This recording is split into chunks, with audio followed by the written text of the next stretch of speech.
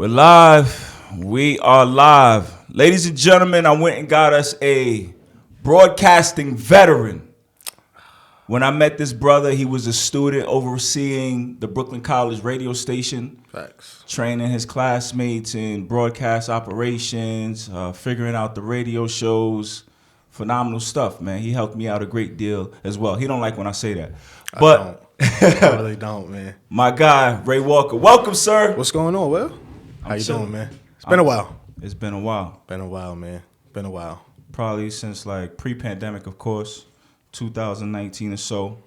We've been trying to put this together for some time, and now you're here. Yeah, man. I've been jealous. You've been getting a lot of guests on, a lot of great guests, and a lot of hard, gritty New York stuff. I liked it. I was watching the boxing episode. You know, I don't like Skip Bayless, but I checked out that one too. I checked out a lot of your stuff. I was like, "What up, Will? That's what's up. Hit me. What up?" That's what's up, man. I was happy we was able to make this happen. And I started with, you don't like when I give you credit for helping me out a great deal. Yo, Ray Walker helped me learn the board, how to record my own podcast, how to cut in Audacity and different things like that. Like, you helped me with the foundation, bro. You gotta take that. If I could celebrate everybody else, I gotta be able to celebrate my own. I appreciate that, but it was more of you wanting to learn. That's why I say don't give me too much credit. I feel like you already had the desire and you wanted the mic in your hand, so it was super easy. So it didn't even feel like I was teaching. It was just more of, yo, Ray, you bothered me and bothered me and bothered me. I'm like, oh, well, as you said, I was running scheduling. I got to listen to people's shows, and then I got to pass my own classes. Yeah. And not just pass them, I had to succeed and excel. So it was just like, you like, Ray, give me 30 minutes here. Give me 30 minutes. And I'm like, let's go, Will. Let's go. And then we go hit the courts, hoop for a little bit. So I probably should have cut back on some of the hoops, and maybe I could have helped you more. But that's the only reason why I don't like taking credit, because you did a lot of it yourself. So I want you to take a lot of the credit for what you've done so far. For sure. I don't want to. I hear you, but I don't want to be that guy. Like, I made Will, man. I made Will. I don't want to be that guy. Nah, I did used to nag you until finally you just like locked me in the studio. Like, yo, Will, you got it, man. Like, spread your wings. In fact, it was at Brooklyn College radio station where I did the Aaron Judge interview. Right. You know what I'm saying? And no, I used the techniques that you taught me. So salute, man. That was that's big time, man. Appreciate that. And I'm glad that that you are still tuned in. I'm trying to work hard, man. Do things that make my people proud. Absolutely. From the community and such. That's why I said, let me call my man Ray and help me with a few topics. Yeah, man. And you mentioned being in the rec gym. Like, Ray, you would see him in the radio station, and then the other place you would see him was the rec gym, getting busy, hooping, crossover, shooting that sweet jump shot of his. So he definitely knows the game. Kyrie Irving is back. Right. He had to sit out for a while because he wasn't vaccinated. He wasn't in compliance with the New York ordinance. So the Nets told him to stay away. Recently, they're going to allow him to come back to be a part-time player. What did you think when you first heard that news? When you got Kevin Durant, who's, depending on the day, number one, number two, however you feel, number one player in the world, you look to his left, you got Harden. Some people have been like, yo, that's a clone. That ain't Houston Harden. You know, he came in out of shape, and then he was slowly working his way back into things. And I think once I started seeing the numbers in COVID just climbing, there's so many. This dude is in H&S, health and safety protocols. This dude is going in. I was thinking, I'm like, yo, they're going to have to make that call. Sean Marks and all them, they So you anticipated this might... Yeah, absolutely. I was like, they're going to have to make that call at some point. They're going to have to, because it's only but so many times you could throw out, no disrespect to them, but a David Duke, Kessler Edwards, Day'Ron Sharp. It's only but so many times you could throw that when you got a perennial all-star at home and you just... You know, you're giving away games on the road. Now, thankfully, their road record has been phenomenal up until the last couple nights, you know, losing in Portland and stuff like that. It was at home where they were struggling. So they really, really want him to take that vaccine. But I seen that already. I was like, yeah, they're going to have to make this call to Kyrie, because you can't keep that type of talent off the floor so long. And then it's like, sure, KD could give you 30 points every night. Harden could do 18 and 10, which is underwhelming for him, but it's still a great Decent, number, right? Yeah. You know? But if you need one more scoring punch, Joe Harris been out with the ankle injury. You need one more guy. Why not call your mans and get him back in? So does that make the Nets front office look weak? Because at the beginning of the year, they took the stance, yo, we're not going to have him around. He's not in compliance with the vaccine mandate, so he's out of here. For them to bring him back, Like, does that seem like they crumbled? They caved in? Now, if you're on Twitter, Instagram, social media, all that, the first thing you'll see is that, Kyrie won. Right. And, it looks like that at some point. But as soon as they stated that it was a business, like, it's a business for us to keep you out because we don't want a part-time player. It was also the business to make that call and have to, you know what, let me suck it up. Yeah. Let's get him back in there. So I don't think the Nets look weak. I think they just did what was best for the team. I still don't like the part-time player thing. I'm not really a fan of it. Right. I think either you're on board or you're not. I'm not knocking him for taking the vaccine or not. That's his personal decision. I'm not mad at anybody. I'm mad at the Aaron Rodgers of the world who say I'm immunized. Yeah. And it's like, don't do that. Just give us yes or no. Either way, it's your personal decision, but we'll see if you can play in certain states or not. Mm-hmm. We'll eventually find out. So I'm not mad at his personal decision, but I like I said, I just knew that the Nets were eventually going to have to make a call once I seen so many players dropping out. Yeah. That it was an easy decision. So I'm not mad at either side. I'm not mad at because Kyrie could have been unprofessional. Like, nah, I'm not coming back. Right. He could have. I don't know what's going on in Philly with Ben. He could have had that type of route. Like, I'm just not mentally fit to play basketball. I don't want to do it. Right. Y'all didn't need me at the beginning of the year. Why need me now when the situation's dire? Mm-hmm. And Kyrie just laced them up and was like, let's go. Being a pro. Yeah. Being a pro. I ain't mad at it. Twitter, they do overreact and they like, yo, Kyrie won. You have a mature position. Like, I kind of understand everybody's position. Yeah. Kyrie has his choice. Mm-hmm. The Nets did what they had to do to kind of send him away because you can't have a part-time player. Right. And then when things got dire, we in the business of winning games, they bring him back. Mm-hmm. So that's kind of where I was at. Like, I don't really have a hard, strident opinion. I understand both sides. Absolutely. Me, you my mans. If we on a team and I know what you could produce, and I'm like, well, it's a big game for us. Mm-hmm. And you're like, I'm going to sit this one out, right? Yeah. And I'm like, but I got you on the next one. No matter how close we are, Will, that relationship eventually is gonna deteriorate. Yeah. And I'm gonna get frustrated with you, especially when I look over at your salary and it's, you're a max player. Mm-hmm. So it's like you walking that thin line of, I respect your personal decision, but it's like, damn, boy, come on. That's the ball player mentality. Like, if you with me, I need my troops in the trenches. Absolutely, especially because Kyrie and Katie are like they hand in hand with the whole Nets decision. It's a call, bro. What are we doing? Mm-hmm. I want to hoop with you. I dealt with Westbrook. That's tough. Mm-hmm. I went over to the promised land in Golden State. That was beautiful, but I'm ready to do something different. You my mans, what are we doing? So they decided I feel like you don't get one without the other. Right. Yeah, there's no Kyrie in Brooklyn by himself. There's no KD in Brooklyn by himself. So when you make those life decisions together, especially in a hoop atmosphere, I feel like it goes all the way. Yeah. So now, like, if it was to come out that, you're gonna hear it, sources say, for sure, KD, Kyrie rift behind the scenes, I wouldn't be surprised because it gets annoying after a while. It does, especially when you're struggling at home to win games. Yeah. And the Barclays Center, like, you got New York behind you now. You the winning team. Y'all got the two biggest free agents. What was that? 2-3 years ago? Yeah. Y'all got the city behind y'all, and your expectations to win the championship are extremely high. Mm-hmm. So now it's like you don't want that pressure. Yeah. You don't want that pressure to come on you when you can't make it, especially seeing that you was a toenail away from the finals last year. And I think all basketball dudes who really watch it know that Brooklyn could beat Phoenix in the finals. When Kyrie did his, I think it was an Instagram live video after like he was initially kind of sent away, he was like, I'm not an anti-vaxxer. I just don't understand. He said, I'm not making some political stance. Like, I'm just unsure. And I saw like just an innocent young ball player. Mm-hmm. And this whole topic, this world health situation was kind of a lot for him, and it was unfair for him to be in that position. So Kyrie's unavailability, why does it fall solely on his shoulders and not that of the politicians in New York City? Because Bradley Beal in Washington, D.C., he's not vaccinated. Jonathan Isaacs in Orlando, they're not vaccinated. Aaron Rodgers, as you mentioned, he's not vaccinated. But their cities are not putting these stipulations on them. Right. So why doesn't some of that ire go towards the city? Why the lowly basketball player? I think because it's just the rules go beyond the sports and the respective cities. So it's like if I throw out a rule like, you got to be vaccinated to walk into this restaurant, except if you're Kyrie. Or except if you're, like it'll look bad on paper, so you just got to, it's all for one for all.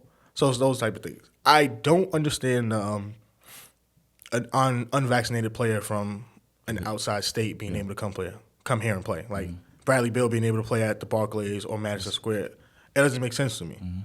But he has to deal with his respective states' rules. So I think I feel like the politicians just skated though. You know what I'm saying? And all of the animus and vitriol falls on the shoulders of Kyrie. He like, yo, dog, I'm just a ball player. Like somebody call Eric Adams to the carpet or our governor. Well, I don't even know her name. Hockle or somebody. And Hockle, something like that. But you know their stance that they're gonna take. Yeah. I got a bunch of people to serve. I'm not worrying about a basketball player. And they, at the end of the day, it sucks because it's like when you're doing something good for them, you're a hero. Yeah. But when the narrative's not on their side, you're just a basketball player. That's a game. That's a sport. It's entertainment. And sometimes the players do that too. Like, yo, at the end of the day, this is just basketball. I got a life, bro. It's like, okay, so unfortunately, that hits all around. Yeah. So I wouldn't put too much pressure on the politicians, especially with the cases rising right now, and it's a new variant every week. They're not going to ease up on that stuff. I think they're just going to push boosters harder, and we got to get boosters every 4 months or something like that, and they're going to push that harder before they scale back the rules. So I just want to know how long before the NBA is like, do we separate this? Can we separate this? Does the NBA get involved in like their board of governors go speaks to, the politicians in their states? I don't know how that works. I'm not educated on that, but I wonder how long until that happens where they're like, yo, we got some top talent that can't play in their hometown. Right. How what's the loophole? How do we get around this? I was going to ask you. I was prepared to come in here and ask you about what if the Brooklyn Nets make it to the finals and Kyrie Irving, like the Game 7 is in Brooklyn, but Kyrie can't play. But I don't know if you saw this. It came out like in the last 12 hours. Stephen Bondi for the New York Daily News wrote that Kyrie Irving could possibly play in Brooklyn because organizations that are not in compliance with the vaccines, like if they were to let Kyrie Irving play, it would be a $1,000 fine for the Nets for the first offense. And if you do it 5 times, the max violation is $5,000. So if that's the case, that's pocket change. It's pocket change. That's nothing for them. Yeah, you're paying that, but you don't want to.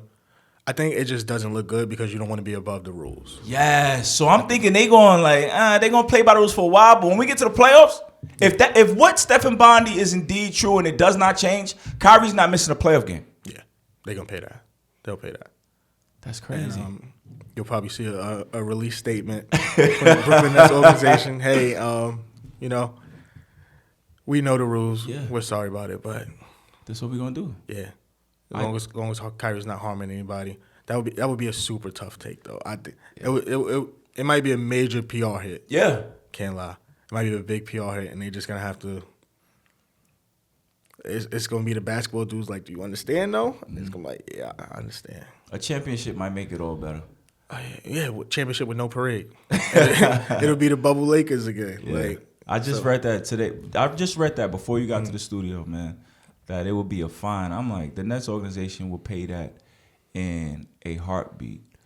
What do you think about some of, specifically the black personalities that have been so strident against Kyrie Irving and their take? Stephen A. Smith, Charles Barkley, Shaquille O'Neal, calling him names for not getting vaccinated, calling him selfish. I could understand that if that's their opinion. But I can't get down with people who speak against black men having their own choice. That's what I have a problem. If they say, yo, Kyrie's dumb, he's not listening to the science, but at the end of their soliloquy, they said, I advocate for him having his own choice. But they ain't been on that tip, man. And I think the weirdest part is that it only really matters because he's on a championship contending team. Yeah. Nobody's calling Jonathan Isaac selfish because he plays for the 7-32 Orlando Magic. Right. You know what I'm saying? So it's like, y'all got a chance to win a championship and you're not sacrificing. And it's like, that's not your regular sacrifice, you know? That's not just... I mean, NBA players, granted, they make millions of dollars to play a sport. But they're away from their family a large amount of time a year. How do we know that's not the sacrifice, Yeah. How do we know that's not the thing that they yearn? What if somebody's a big family guy, Sunday dinner every week growing up, right. And now he's on the road half of the year. You getting a text from wifey, oh, look, you missed our daughter's recital. but here's the video. That's all you got. How do you know that's not the sacrifice that means the most to them? Right. So to tell somebody like, you're not making the sacrifice that's best for the team, like, and that's why I say they play that, yo, it's just basketball, it's just game, it's just entertainment. But then when it's like, I don't want to make a, like, that's not a small sacrifice because, like I said, it's you're putting a needle in your body. For sure. It's an injection. It came rather quick. Everybody had questions. Everybody had concerns. So there's still people right now that don't have it and they're not being crucified, but they also don't make $52 million a year to put a ball in a bucket. Right. You know what I'm saying? They're not counted on to bring the Brooklyn Nets a championship. I just I'm think all it for was irresponsible of the broadcasters. I'm all for them being objective because I don't think you could throw, you can't throw stones at one person and then kind of tone it down because of the color of their skin. Mm-hmm. I think if that's your stance, that's your stance, so you got to stick by it. But I'm also kind of tired of the old narrative that's on broadcast television right now with all the older dudes, legends, Shaq, Chuck. We know that they're legendary on court, but sometimes you could tell it's almost like when that older DJ at Hot 97 is just doing too much and it's time to bring in a new breed of people. You could tell, and it's just like, because they just have such a old school, my way, and it almost sounds like they hate him, and I don't like that. And it's just like, I don't know if you remember last year when Shaq got Donovan Mitchell in the post-game joint in the middle of like a 13-game win streak. He's like, I need you to be better. Yeah. No, my way is being hard on him. It worked for me. It's going to work. No, that don't work for everybody, old man. Yeah. That don't work for everybody. So I just don't like that. They think their way is the best way and the only way, and you got to follow by that because that's just their unwritten rules, and they don't care how you feel. And if you say something back to them, you're automatically soft. Yeah. Do you think we saw Antonio Brown get in trouble for a fake vaccine card? Yeah, well. Do you think that's happened in the NBA? Because I don't think LeBron's got vaccinated. I know he's on record. He's saying he did, but I don't think he did it. You know I'm biased with the LeBron talk. That's my guy. And that's why I came here like, yo, me and Skip Bayless not cool. Of course I got respect for Skip Bayless' craft and what he does, but nah, we can't be cool ever. Mm-hmm. I don't know. I don't want to allege that. I don't want to assume that. I don't know. I know he said he was gonna make the best decision for him and his family, but like even Aaron Rodgers getting away with that. If you as an organization, I think you're I know there's all type of HIPAA laws, but I'm sure you have access to certain things. With this is almost like your investment, these players. So, again, I'm not educated, but I'm sure they could see something. If you don't know whether a player is vaccinated or not, I got to show my little card anytime I want to walk into a restaurant or something. I mean, they don't give me no problems walking into a restaurant, and whether it's real, fake, a picture or nothing like that. So I can't imagine with the stakes being that high. Bron could walk into the Staples, crypto, my fault, crypto, and go, here's my card, I got it. And they just be like, okay. And like, are we really just going off the honor system in the NBA and NFL? And that would be crazy. That would be crazy. But I don't. He was hesitant to get the vaccine, and then LA had the ordinance come down, which was similar to that in New York. And next thing you know, he's okay with the vaccine. He says he's vaccinated. Yeah, I think. Ray, we know some people in our personal lives who's skirting the rules. So if LeBron wanted to do it, he has the resources to get it done. And he also don't have a chef that he's gonna get pissed off. Right. Who's gonna tell on him? He pays all his bills, right? Yeah. AB, pay your bills, AB. Come on. You can't have no squares in your circles if you're gonna be moving like that. But I don't know. I'm trying to tuck my bias here for my boy Bron, but I would hope he's. I know he's very team oriented and he has a goal, and I know he's chasing Kareem. He's chasing another championship. So if that means getting on court as much as possible, he's gonna do what he got to do. Got you. He $1 billion up, man. I don't think he let them people put anything in his arm. In fact, I asked you to look into the Enes Kanter. Enes Kanter, a.k.a. Enes Freedom, who's a player in the NBA. His LeBron-themed sneakers. You it's a pick your battles thing. Tell the people about the sneakers. What's depicted on it? Enes Kanter wore sneakers. I seen it. There was some bread joint, and it was like what's the stance? It's like Bron and something along with a cowardice line or something like that. I can't remember it verbatim. Money over morals. And he had a picture of LeBron bowing down and taking a crown from the Chinese president. And then I remember the tweet that went out. That said something about a coward or something like that. And Enes Kanter is claiming that LeBron is turning a blind eye to China's labor violations and human rights violations. And you talked about the Daryl Morey tweet. LeBron said Daryl Morey needs to hush and he needs to do more research. Right? What do you think about that? LeBron turning a blind eye to what is human rights violations in China. It's a tough stance. It's tough for him because I think he felt like my track record speaks for itself. Y'all know what I stand for on these fronts right here in the U.S. Out there, he don't hold the same weight. He don't have the same value. His platform is not the same. But turning a blind eye to China makes me. What exactly is his stance in the U.S.? I think he's just big on social justice and racial inequalities and stuff like that. Is he really when he doing business with the other side? I think so. In China, it's almost like, yo, I can't fight every battle everywhere. What battle is he fighting here? See, Malcolm X warned us about entertainers and athletes. He said they are given to us by the establishment. So that's our beloved LeBron. And if LeBron is turning a blind eye to human rights violations in China, still claiming that he needs to do research and education, the president just said that he is going to boycott the Chinese Olympics in 2002. There's going to be a diplomatic boycott because of human rights violations in China. Wait, doesn't that confirm? It's there, Bron. 2022? Yeah. So you going to do that? That's a decision that Braun and his PR team and everybody came up with together. And it's like I said, I think he was probably just like, I'm not going to spread myself thin. I'm not going to be able to fight every battle everywhere. And I also feel like he probably just was like, those ain't my people. And it might sucks, but sometimes it just ain't your people. And if we look at him as this big figure, but he's still a human at the end of the day, and I've made that human mistake as well. Like, you hear about a crime, you hear about who did it. Was he? What? Not my problem. And it's an unfortunate thing, but it's a human effect and it's a life effect. And it probably don't hit as hard because it's not on home ground and it's not his people. And it's like we all turn a blind eye to it. I'm not saying Braun right or wrong, but I know on his checklist of, even if it's to make myself look good or something like that, because I think in his philanthropist work, Braun has done a hell of a job. Staying out of trouble, off the court, and doing a lot of things to set some kids up in Akron, Ohio. I think that's beautiful. I think he's done a lot, even with Nike. And, Nike was in the middle of all that.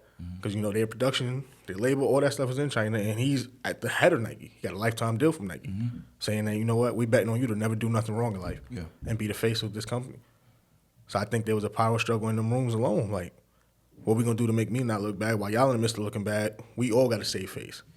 And like I said, I think Braun was just like, yo, I can't save everybody, homie. We got to pick and choose. And I hear you. It looks tough. It looks tough because, like, even you go on Twitter, you see Mao Zedong LeBron. You'll see LeBron Zedong or something like that. You'll see something like that, and they're correlating his name with the Chinese government or something. Yeah. They do it to him all the time. And Enes Freedom, he took that and ran with it.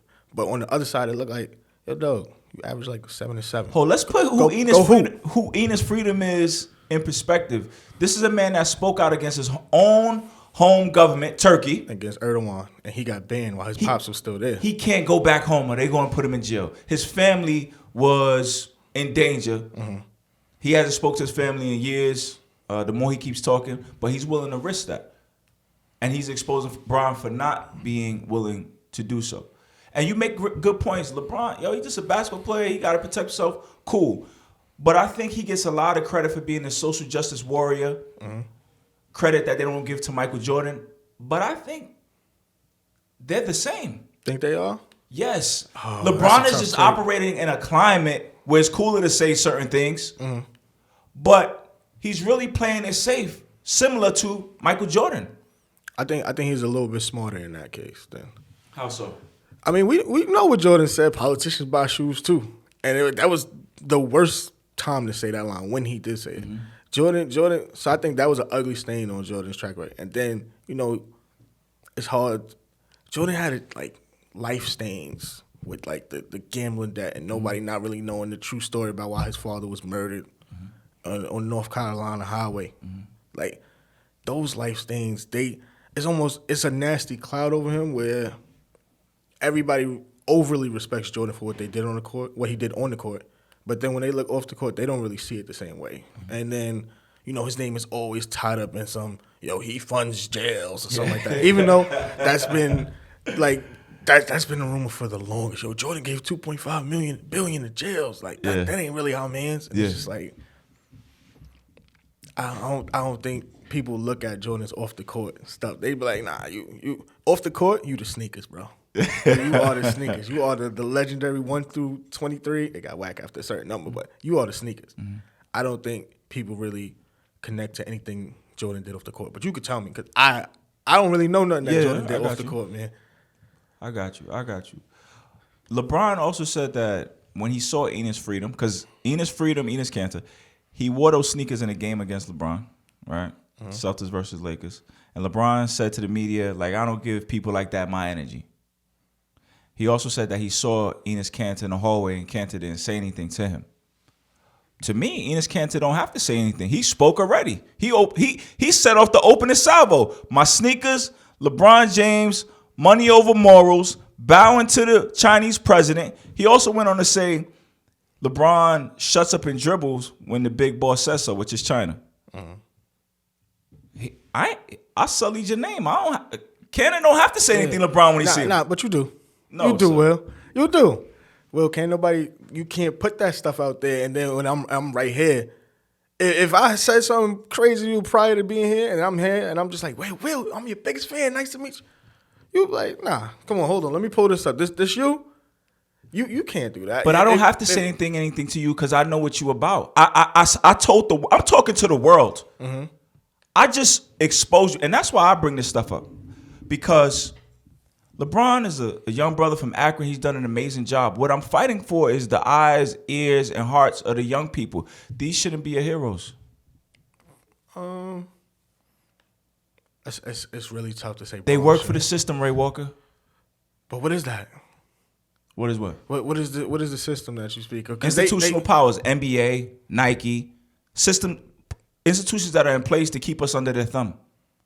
How do you break that as a aspiring hooper? You build your own.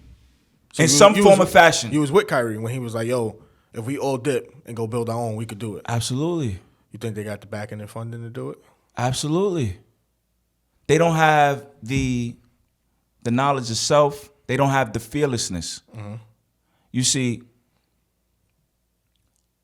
LeBron James recently got his name on a Nike building or something. Did you see that? In Beaverton, Oregon, or something like that. Yeah. Bro, LeBron, you got the resources to build whatever building you want because the system gave you a wing in their campus. That's what we aspiring to. But he built the school. You don't like that? I heard about the school. It's great, but I heard from some educators I respect that it's a charter school and it's really owned by the city still. Mm-hmm. It's not his own independent curriculum. That's tough to pass anywhere, though. It's still the city's school. He's a face. But Ray Walker, I'm trying to fight for the youth and the kids. We should be aspiring to build our own. LaMelo Ball and what they did over there with Big Baller Brand is more impressive. Genius. I thought that was genius. I thought the price point was terrible. I thought the manufacturing and all that. I loved LeVar Ball up until he started talking about like Jordan and all that. And it's like, I get it. You're trying to get the media waves. You're trying to get hits. But that's your son's job at this point. Like you did a hell of a job from 0 to 18. Now it's like, yo, go ahead. I'm still here. Right. I'm always a call, text away, and I'm on the plane as soon as you need me. But once you started going to the media outlets and like talking too much, I was like, come on, VAR. Just let these dudes hoop. Just let them hoop. Just let them hoop. And they could hoop. And I know he trying to get them all on the same team at one point in life. And I know it's probably gonna happen by Melo third contract, Lonzo, this will be Lonzo's third, fourth. It's probably gonna happen at some point, but I see what he's building over there, and I know that's what he ultimately wants. But I loved what they did with Big Baller Brand. Like, this is ours, and we're not going to Nike. We're not going to nothing. But you see they had Nike and Puma now. Right. But great point. I love the initial thought though. But he did it. He did it with the youngest son, taking him to play pro ball overseas, and then what? Mm-hmm. One of the top picks, rookie of the year. Everybody was calling him crazy. Nobody wanted to recant those statements. Oh, that kid needs to be in college, this, that, and the third. Nah, we go on my path, independent. Big baller brand, it didn't work. But I bet you those young men walked into those sneaker deals, LaMelo's with Puma, Lonzo's with Nike, with more leverage than just any old draft pick without their sneaker line. LaMelo and Lonzo walked in with a bigger social media following because of their dad's work. Absolutely. Create leverage. LeBron is walking herds and millions of kids into the hands of Phil Knight. In fact, he's walking his own son into those same buildings. You got the offspring of some NBA greats, D-Wade's son, Melo's son, LeBron's son, who had all of the resources in life. Their one goal is to go in the room and be judged and poked and prodded by the same people that are going to fire LeBron and Melo one day. Because they're going to get fired. Whether they let you get a reunion tour or not, you're going to get fired. That's where you're going to shepherd and herd your son into the hands of these same people? I think on the inside looking, they probably don't see it as that bad of a thing. We seeing it as like, yo, you could maybe do something else with this. Create another lane. They're like, yo, the NBA opened doors for me to do this. The NBA, everybody's aspiration growing up, y'all want to make it to the league. I want to make it to the A. You know? If there's a way 20, 30, 40 years from now where people's aspirations is y'all want to make it to the National African American, whatever we decide the acronym is, that would be beautiful. But as far as we know, that was always the aspiration. Y'all want to make it to the NBA. That is the highest. It's almost like when we be like, yo, the BET Awards is right there. Why y'all want a Grammy so much? Yeah. Why do y'all care about that Grammy so much? And it's like, nobody says, yo, I got 15 BET Awards, homie. I don't care about your Grammy. I got 15. Why is that? It's a hierarchy. No. It's about what matters more. It's you think that's It's the brainwashing, right? It is a brainwashing to a point, but it's like we've been told that there's levels to this. Like Soul Trains, the BETs, the NAACPs, that's going back from way back when segregation, when we had to go make those our own thing. So we don't value those the same. So We somebody value has the Grammys more. and that's all we gotta do is switch the programming in our brain, and the Grammys is done. Easier said than done. How many times we had Jay-Z say, Jay-Z, one of the top dogs, say, I'm not going to the Grammys. You'll never see me at the Grammys again. Got nominations, that's cool. I'm not going. He When? can't do it alone. Way back when? Jay boycotted the Grammy? Way back when they wouldn't play the rap categories on TV. Cool. But one of the more recent Grammys, he sat there and watched them call his name 8 times in the category. He didn't win anything. Looking crazy. 0-8. Tell our Grammys 0-8. They could keep that. Jay, you could take us. We right here willing and listening to you. You could take us wherever you want. And you're going to put us in the hands of the Grammy board? There's a board making decisions on you. None of them are musically inclined the way you are. And he said that. Why did their validation mean so much? He said that in Renegade, at the beginning of Renegade. Say that I'm foolish. I only talk about dudes. Do you fools listen to music or do you just skim through it? He said that before. But still, it's like we could wear shirts around it. We could put billboards about it. We just started getting the Black Lives Matter thing to a point where people are disgusted when they see it. Like, oh my God, all lives matter. But that was a hell of a movement. Whether their organization was real right or not, because we heard whispers about that at some point, it disgusted people to a point they were tired of seeing it, and I think that was a win. I was playing 2K and I seen Black Lives Matter T-shirts. I was like, oh, that's a huge stance. They making some leaps and bounds, but it's like as much as you can force things, the powers that be that control media, they still have a way to be gatekeepers, no matter what. So no matter what you think you're doing or how much ground you're covering, Braun could tweet the most unrealistic stuff in the world. He could say whatever he wants on that platform, and it's going to reach millions, billions. And however they play it, they still going to be 2 days later. All right, Braun said that. But who's better, Braun or Jordan? Let's get back to that. They're going to do that. I disagree, Ray. You think so? I think the people, if we were organized, we could do whatever we want.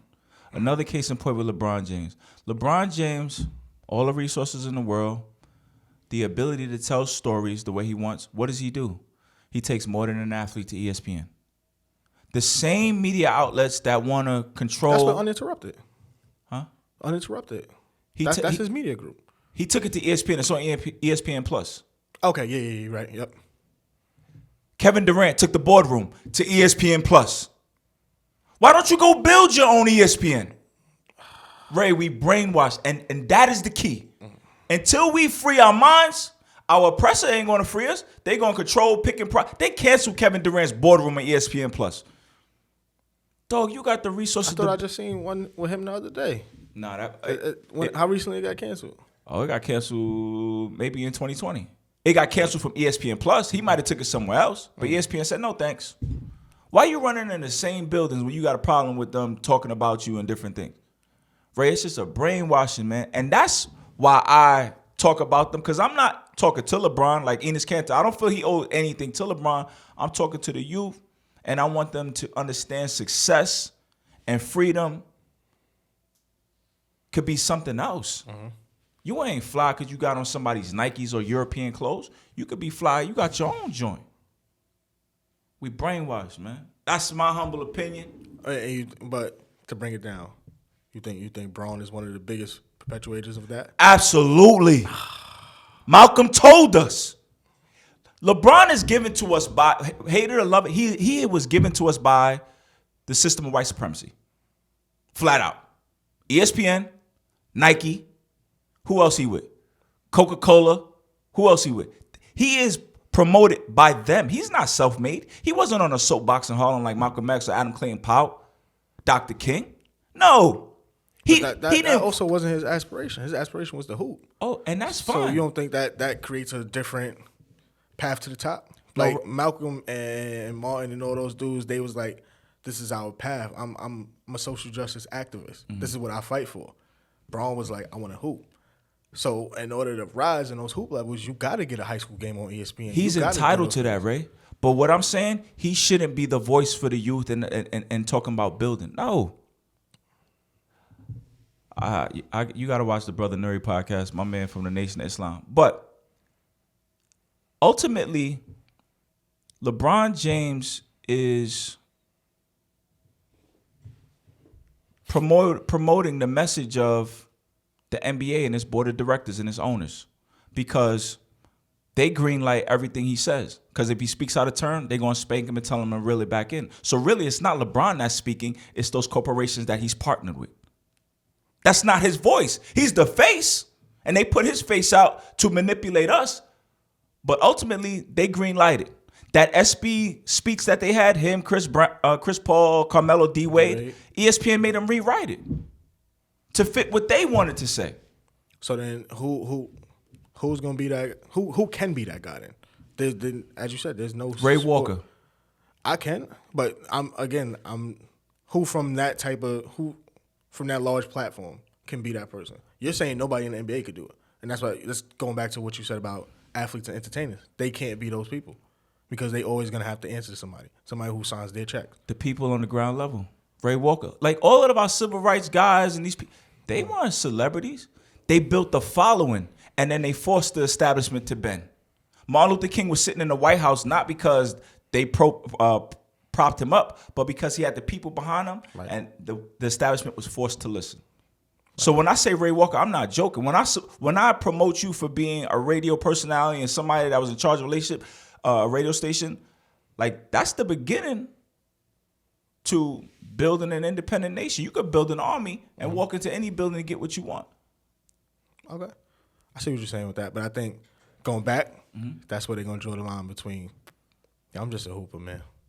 Like, that's why I said they use it to an advantage and a disadvantage. Mm-hmm. I'm just a hooper. Mm-hmm. And it's that, I think that'll ultimately, like you being in a conversation, having this conversation with somebody of a bigger stature, especially from like an NBA, this will be way too heavy for them. Right. They'll be like, yo, at the end of the day, I can't save the world. So he ain't free. Why would I aspire to be that? Because I could buy some more toys? I still think people are going to find inspiration in the Bronx, the KDs, the whomever of the world. Whoever your favorite player, they're going to find inspiration in it. For sure. Because the story to get to that platform is probably more touching than the reality of it is now. Mm-hmm. Like, that kid growing up in the P's, they still going to see that kid from Akron, Ohio, or from the DMV for KD, or from the inner cities of Chicago, and they're going to see the hard work that it took to get there. Because, like, even if what you're saying is how you feel, they still had to get there through hours and hours of practice and training and just God-given talent and just being able to excel with that.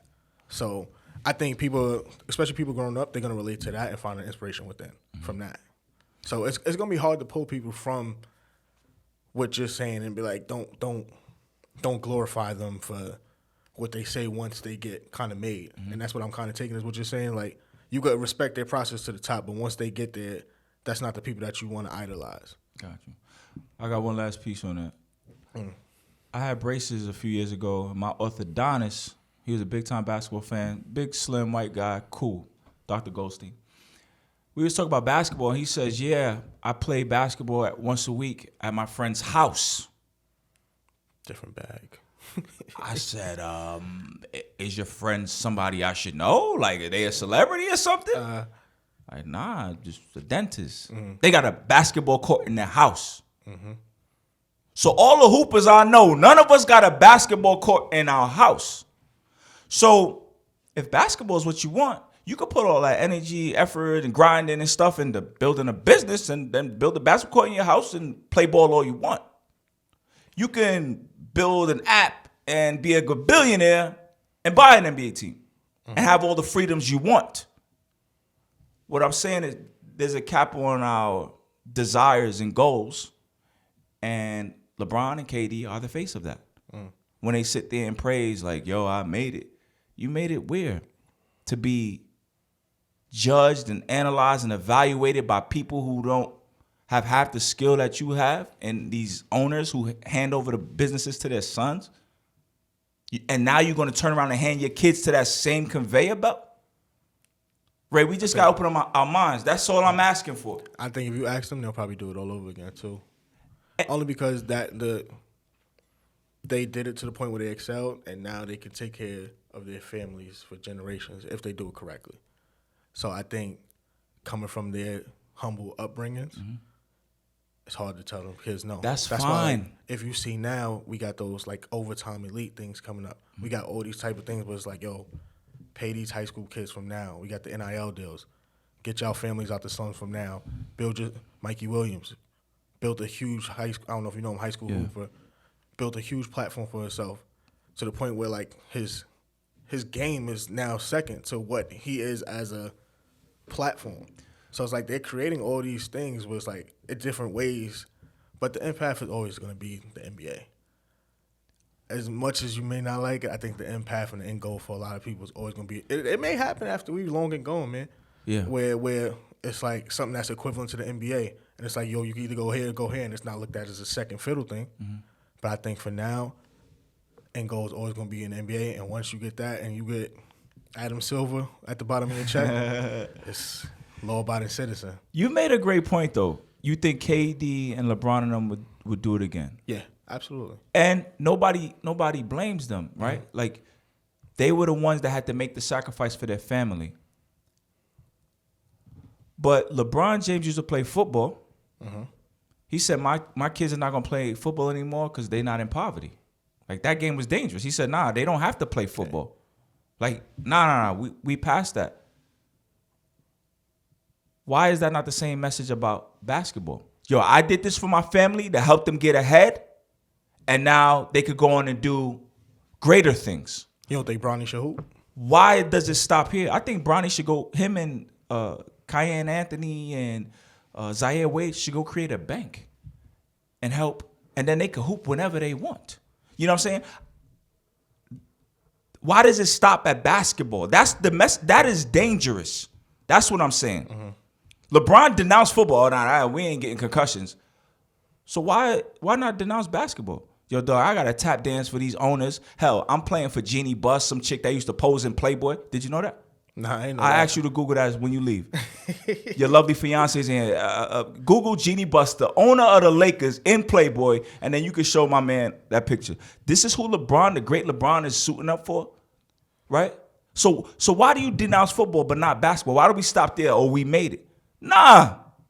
So you're right. I'm sure LeBron and them would say, I'll do it all over again. That sacrifice I made for their family. That's cool. No different than our parents and grandparents who dug ditches so we can have a better life. Cool, but they're not going to praise and say, man, I love digging ditches and you should do it too. Nah, I made that sacrifice so you go do something greater. Why is basketball not just viewed, yo, this is a sacrifice I had to get the bag and now you could go into freedom? LeBron James got all the resources in the world, and you got to go to practice every day for these folk. If that's what he want to do.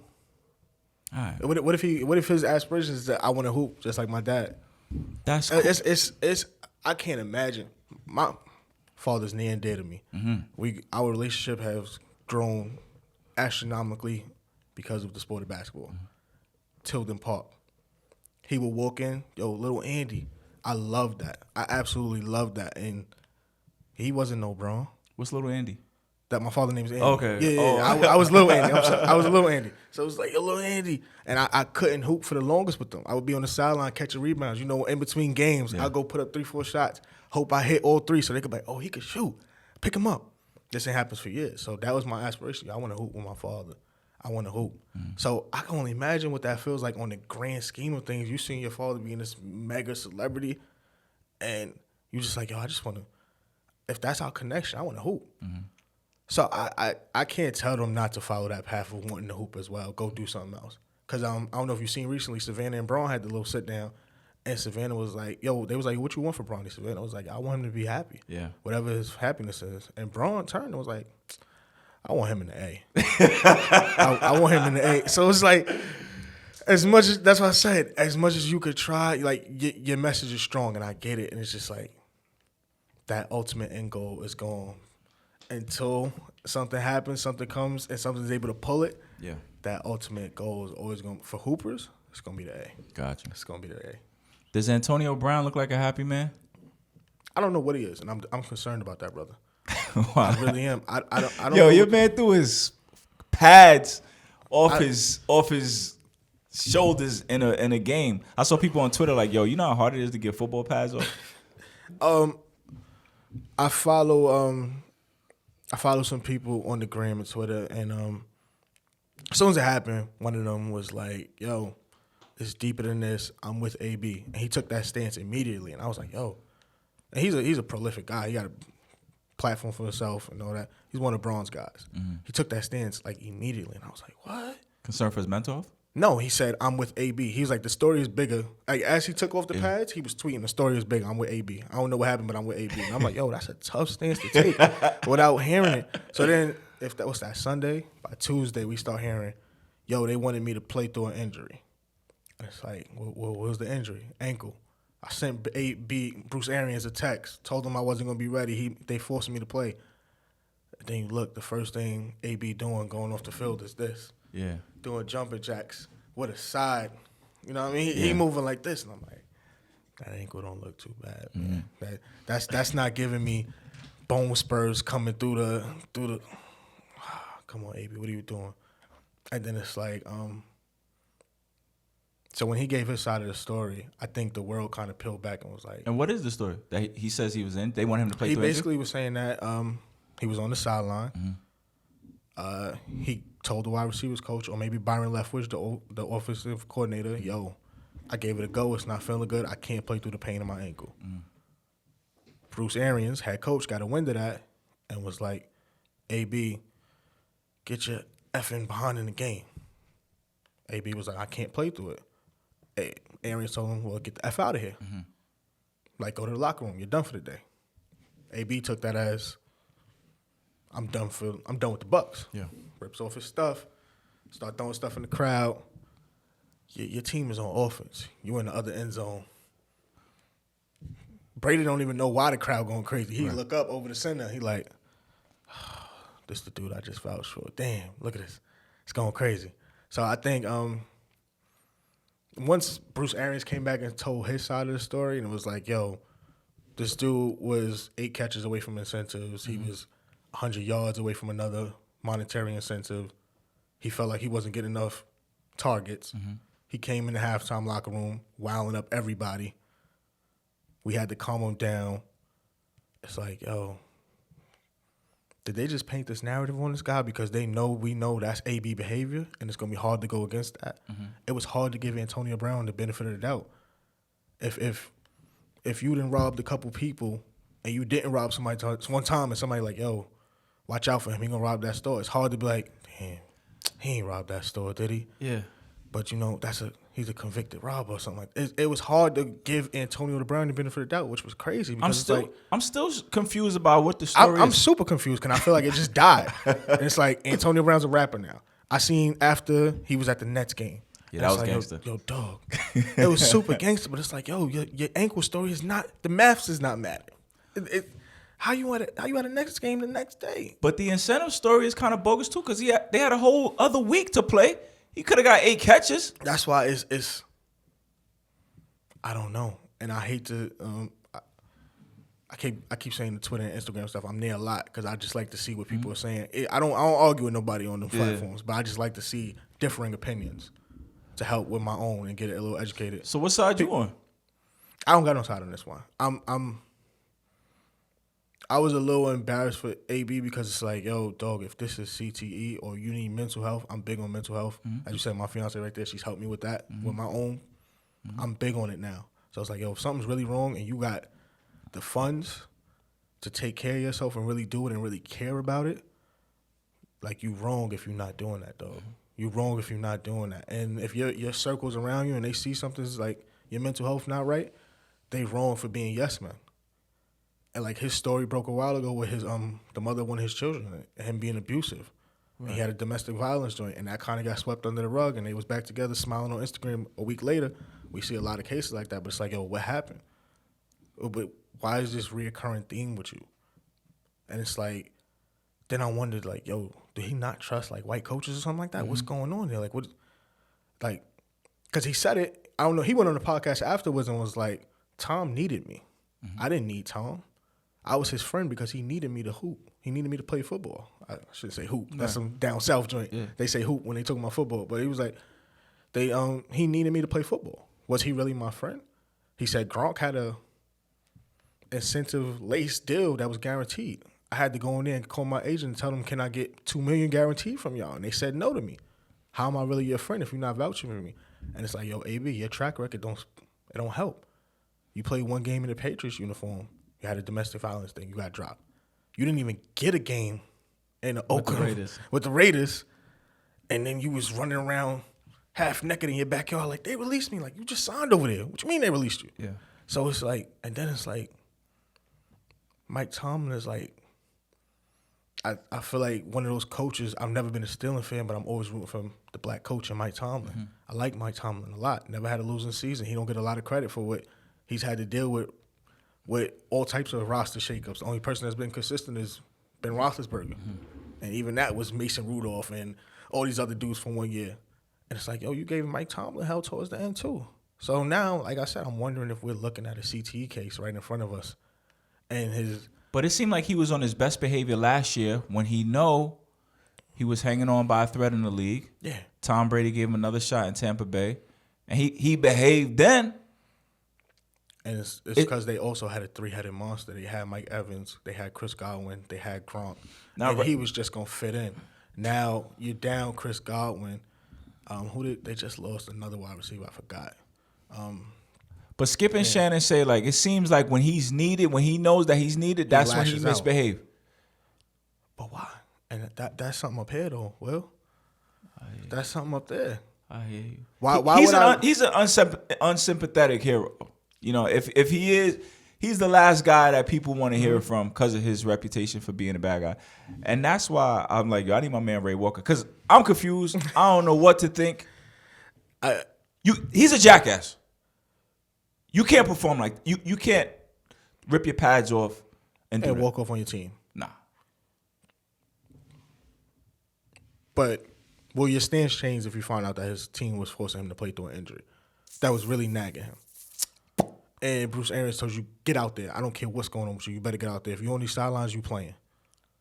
Yeah, you can't rip off your pads. Still can't rip off your pants. If somebody tells you get the F out of my because even Shannon say, we can scrap in the locker room. That's your coach. You'll never see. So now your career's in jeopardy? Who came back from that? Like Latrell choking out PJ Carlisle? I think that's the only one who put his hands on the coach and came back from it. Ain't too many people coming back from that.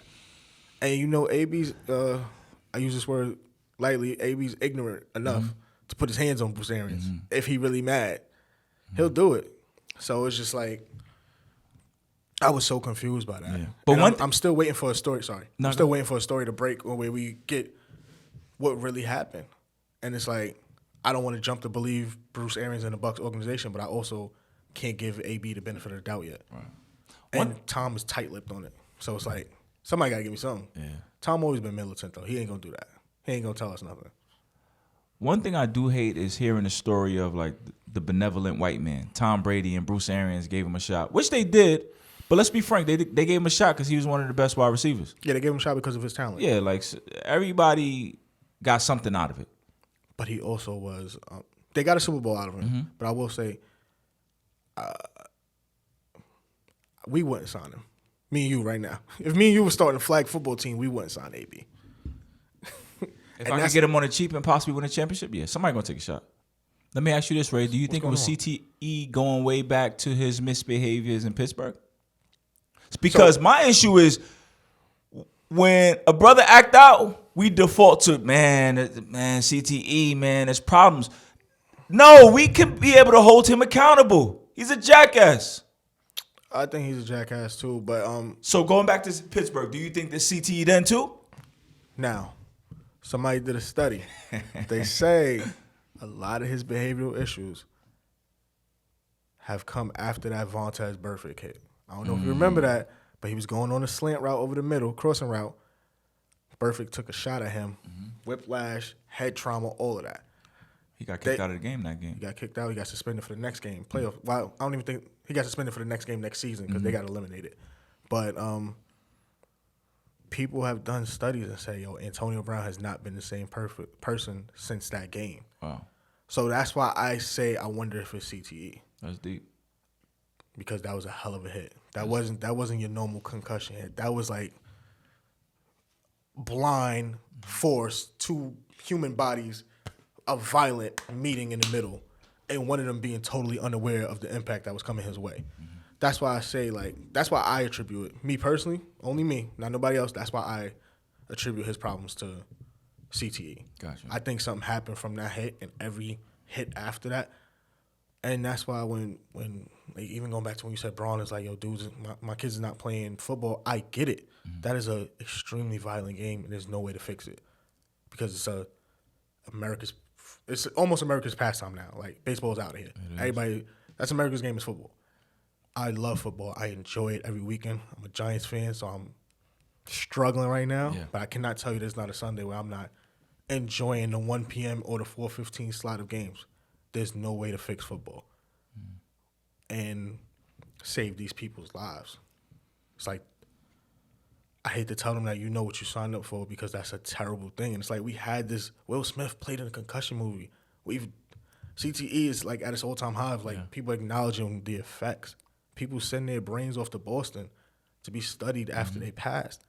You hear all about it, and then you go down south and they're just pumping out 100 every year, hundreds and thousands of new football players, 4 or 5 star athletes. Shout out Deion Sanders, by the way. Love what he's doing down there at Jackson State. But there's no way to fix football, and I feel bad because there's going to be more Antonio Brown-like cases. There's going to be more, hopefully not, Aaron Hernandez-like cases where these dudes are just dealing with so much head and brain trauma, and it's affecting them mentally, and the millions of dollars is overshadowing that, and they're not helping themselves correctly. Just defaulting to the CTE, though, I have a problem with that. I get what you're saying. That you should still hold people accountable. I get what you're saying. Because you look at anybody that's had behavioral issues in the NBA, they didn't have those issues in college. You know, like Rasheed Wallace used to get a lot of texts. He wasn't a malcontent in college. Boogie Cousins get a lot of texts. It's after they get that money, after they get some leverage, then they start to show their ass. And I think that's the case with Antonio Brown. Think he's just showing off at this point? You think does it also have to do with the people in his circle? Nobody? I don't think he has anybody good in his circle. But I think people become entitled and they feel like they can do what they want to do. That's why I want to go back to Mike Tomlin. You talk about Mike Tomlin being a great coach. I see people saying, yo, I can't believe Mike Tomlin dealt with this for as long as he did with Antonio Brown. is he a good coach if he allowed this to go on without correcting it? We don't know what happened under his leadership. But are you doing the best by the player if you letting him just run amok, or you just exploiting him? I think once AB got to that point, he got out of Pittsburgh. Okay.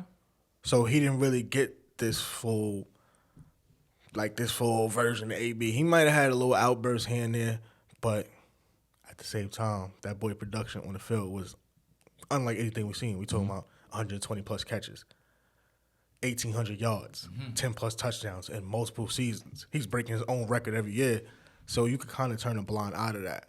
So was he a good X's and O's coach? Yeah. Was he the best disciplinarian? Maybe not. He might have turned a blind eye to some stuff, and it's hard to do that in coaching. It's hard to be like, yo, this dude is wilding. He giving me 30 points a game. I'm going to show him who's the boss here.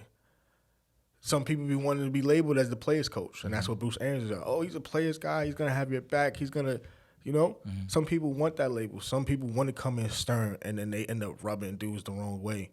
And then you hear about that story. So it's like, it's a thin line you got to walk as a coach. So it's almost like, I'm going to overlook this because you're giving me all Pro Bowl, heading to Canton numbers. But then once it got out of line and he couldn't contain it, I think that was like, yo, he went up top. We got to do something about AB. We got to get him out of here. And if it means we're going to be a mid-level team, so be it. They ain't win nothing since AB left. They've been 8-8, flirting around that. They haven't won nothing. They haven't replaced his talent. Deontay was good this year. He got hurt. Chase Claypool, we still don't know what's happened to him. He had a great rookie year. Hasn't turned out. Juju is more known for TikToks than what he's doing on the field. So they haven't replaced his Antonio Brown's production. Not even with the three of them combined, they haven't replaced AB. Right. But I feel like that was a organizational sacrifice that they made to just, like, it was almost like a cancer growing within their wide receiver group, and they're like, yo, we got to get him out of here. You mentioned Deion Sanders. He had a big-time recruit he picked up recently. Yeah, I think he had the number one wide receiver. No, number one cornerback. Running back. He had the number 4 wide receiver. You like that? Yeah, I like them going to the HBCUs. I think that's cool.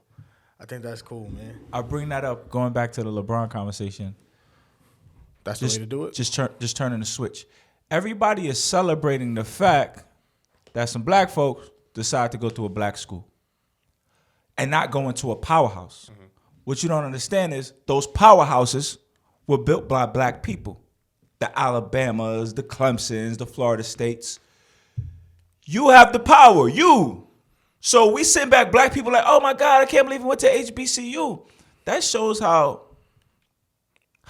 programmed we are, that we don't even trust our own institutions. All this stuff, we could. Alabama was built on our back. Go take it to your own program. They took the funding and put it into those Power 5 conferences, though. After we got there, right, and built it. Yeah, but and it's hard to tell I always bring it back to hoops because that's what I relate more. It's hard to tell a top 5 recruit, yo, go to Howard. It's you're gonna have a hell of a culture shock there. It's gonna be great for you as an African American man growing up in the culture. It's hard because they got football players telling you, I made it because I'm at Alabama, or I made it because I got a Nike deal. Because Duke is giving them state-of-the-art everything. They're getting the funding. They're getting the TV deal. They're getting the workout room. They're getting the meal prep. They're getting the travel accommodations. And they're getting the backing them saying, I went to Duke. And it's like, Howard only looks cool because for us. Mm-hmm. Oh, you went to Howard? My man. Oh, you went to Duke? Oh, you who? It's like those correlations just went hand in hand. Mm-hmm.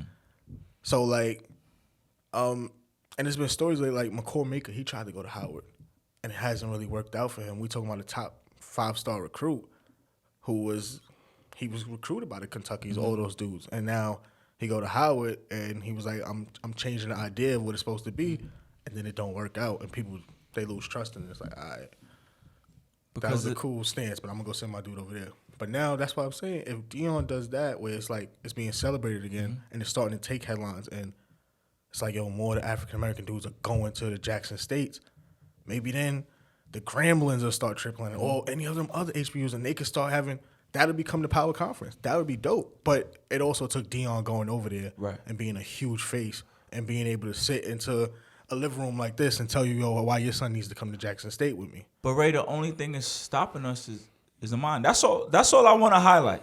And that's why I take a little shot at LeBron and them, because they are a hindrance. They leading us to the other side. Braun went from high school, though, so you can't do that with him. His messaging, ball is life, and we don't own one aspect of basketball. You know, I remember him, and he had gotten a spat with my man, Stephon Marbury. You're a little younger than me, but Marbury was our guy. Stephon, he went over to China. He got a statue out there as well. Marbury was making fun of him because Marbury has like some cheaper sneakers, but they were Starberries. Starberries, yeah. And LeBron was like, oh, we don't do that at Nike. The Starberry like, nigga, Nike ain't yours. You know, this is mine. Right. You know what I'm saying? So those are sold in Stephen Barry's, right? Yes, you remember that? $15, yeah. Every high school team in New York had a pair. I remember that. That's crazy. I'm old enough, man. Don't do that to me. That's what's up. But I'm saying that messaging is dangerous. So the HBCUs, the only thing that's stopping us from building our own is us, right? I want to talk about your Lakers, though. Oh, man. Playoffs start today. They're not in the playoff pictures. They're in the playoff game. They in the play-in, yeah. Why the struggles? I'm not a Laker fan. I'm a LeBron fan, man. I follow LeBron. So this is supposed to be a big year. Him, AD, Russell Westbrook, Carmelo Anthony. What happened? It don't work. It's not enough shooting. They're old. They don't have perimeter defenders, and their bigs are older. Their bigs can't defend the pick and roll. LeBron is old, right? Yeah. The whole team is old. Why are they? What I don't understand is why the league still trying to convince us that he's the best player in the world. The league's not trying to convince us. The league stopped convincing us a long time ago when that dude got drafted number 7 overall out of Davidson. They tried to make him the face. Steph had it. And then KD had it too. All of these dudes had their opportunity to take over the league and be the face. It's just that Braun has been consistently 26, 7, 7, 20. That's not going nowhere. Right now, he's averaging 28, 7 to 7. He's not in the playoffs, right? He's not the face of the league. 28, 7, 7. And then you got his second best player, who's made out of glass, can't stay on the court. Anthony Davis can't stay on the court. Barkley called him street clothes. That's the one thing I'll agree. That's a hell of a nickname. It's hilarious. That's a great nickname. But at 37, he's still giving you 28, 7 to 7. So it's like, what are you saying about that? It's nothing I could do. As much as I want this dude to fade so I can enjoy the Ja Morants, the Trae Youngs, the Luka Doncic, I want to enjoy these dudes. The old head is still giving you 28, 7 to 7. It's not in a winning product. Do we agree 28 in a winning game and 28 at the bottom of the barrel is a different quality of 28? Because you could be a looter in a riot. You know, if you hand LeBron James the ball and he takes shots, he going to score. Yeah. But is he able to do it in a winning effort? And the answer to that is no. I remember way back, T-Mac won 2 scoring titles with Orlando. Right. And they probably combined in those 2 years for less than 40 wins. Mm-hmm. He still won 2 scoring titles, 30-plus a game. While I'm saying it's a such thing as empty stats, and right. I get that. Dudes filling up the box score on bad teams when you're the only option, I get that. But Braun is still doing it at an efficient clip. He's doing it against the Kings. He's not doing it.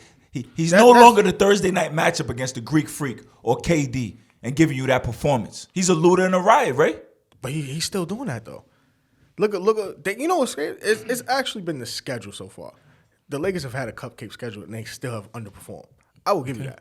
They faced the Warriors on opening night. We ain't seen them again. I think we faced the Phoenix once. We haven't seen them again. We got to play them like 3 more times. I haven't seen a Utah game yet. We already lost 3 times to Memphis. Mm-hmm. You know? Those are the top 4 dogs right now. And you had a significantly losing record against them. Mm-hmm. If you head over to the East, you already lost the game to the Bucks. You already lost the Christmas game to the Nets. You lost 2 games to Chicago already. You split with the Celtics, but one of them you got 40'd, damn near. You lost 2 games to OKC while giving up 26-point leads. You know, like, it's just an old team. It wasn't a well-constructed team. They went off of names and powers, and they went off of health.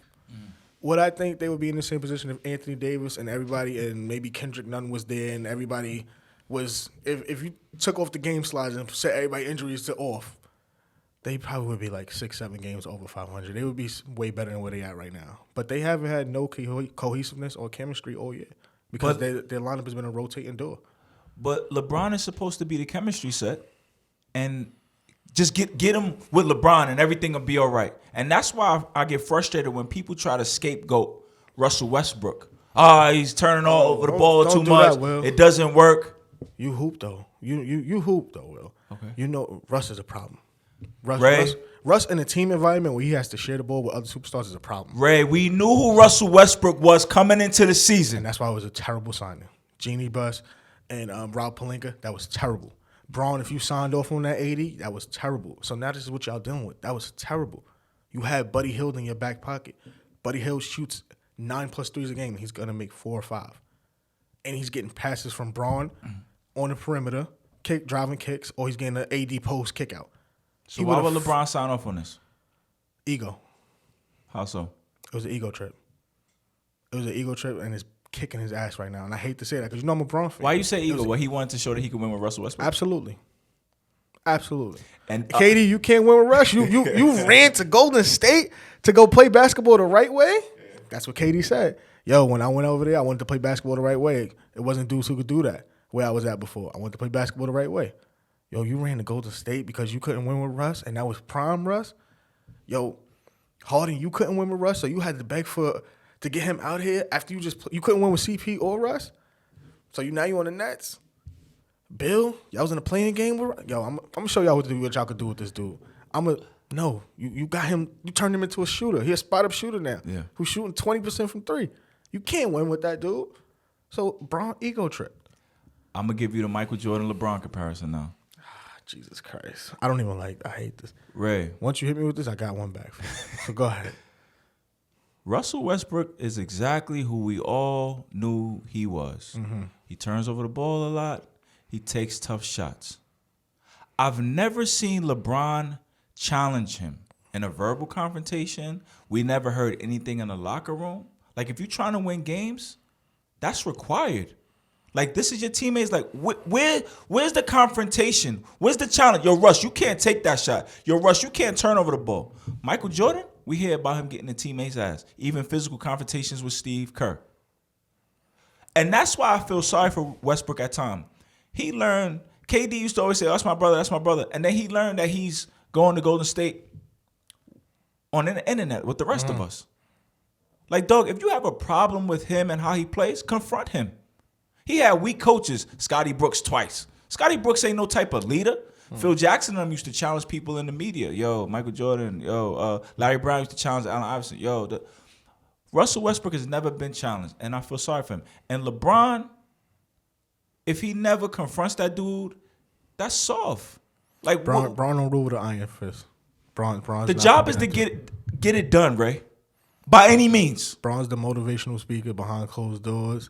Braun's that guy. He's not that guy. And we can't knock him for that. He's not that guy. He's not going to rub you the wrong way. But then you're not a winner at all costs. You a tier below Mike and Kobe. Anyway. Who going to waste years like this? Anyway. Ray, if we went to open gym, I seen y'all wrestling and arguing. LeBron just going to let him just do whatever and then be passive-aggressive in the media and talk about people. That's why Kyrie's like, I'm out. That's why Kyrie parted ways. No. That's soft. I ain't dealing with that. You take all the credit when it's successful, and then when we not having the best year, it's everybody else's fault. You sit back and let that. Nah, dog, this is my team. We gonna figure it out. That's not what he's always taking that stance as well. Nah, I seen him passive aggressive, bro. I don't think you just don't like Braun, Will. Yo, I was the biggest Braun, the first fan of half of his career. And what changed it? Too much soft stuff. Too much underperforming. The fact that he's 37 and we still talk about him chasing championship, we're supposed to be enjoying the golden years of his career. The reason we like, oh, LeBron got win a championship because of the underachieving in the first half of his career, Ray. When Kobe was at this stage, we were just sitting back. Oh, Kobe got 30 tonight, Kobe got 20. We enjoyed it. LeBron is still chasing this young man game, and that's these next years of his career. I'm interested to see how the narrative change or how he ages, because y'all still trying to convince me he in his prime. He's showing us. When is he going to get old? He's older. He can't jump as high. He can't run as fast. He can't defend on the perimeter. We all see it. It's going to be a sad last couple of years, bro. He's struggling to let go. Everybody had those sad.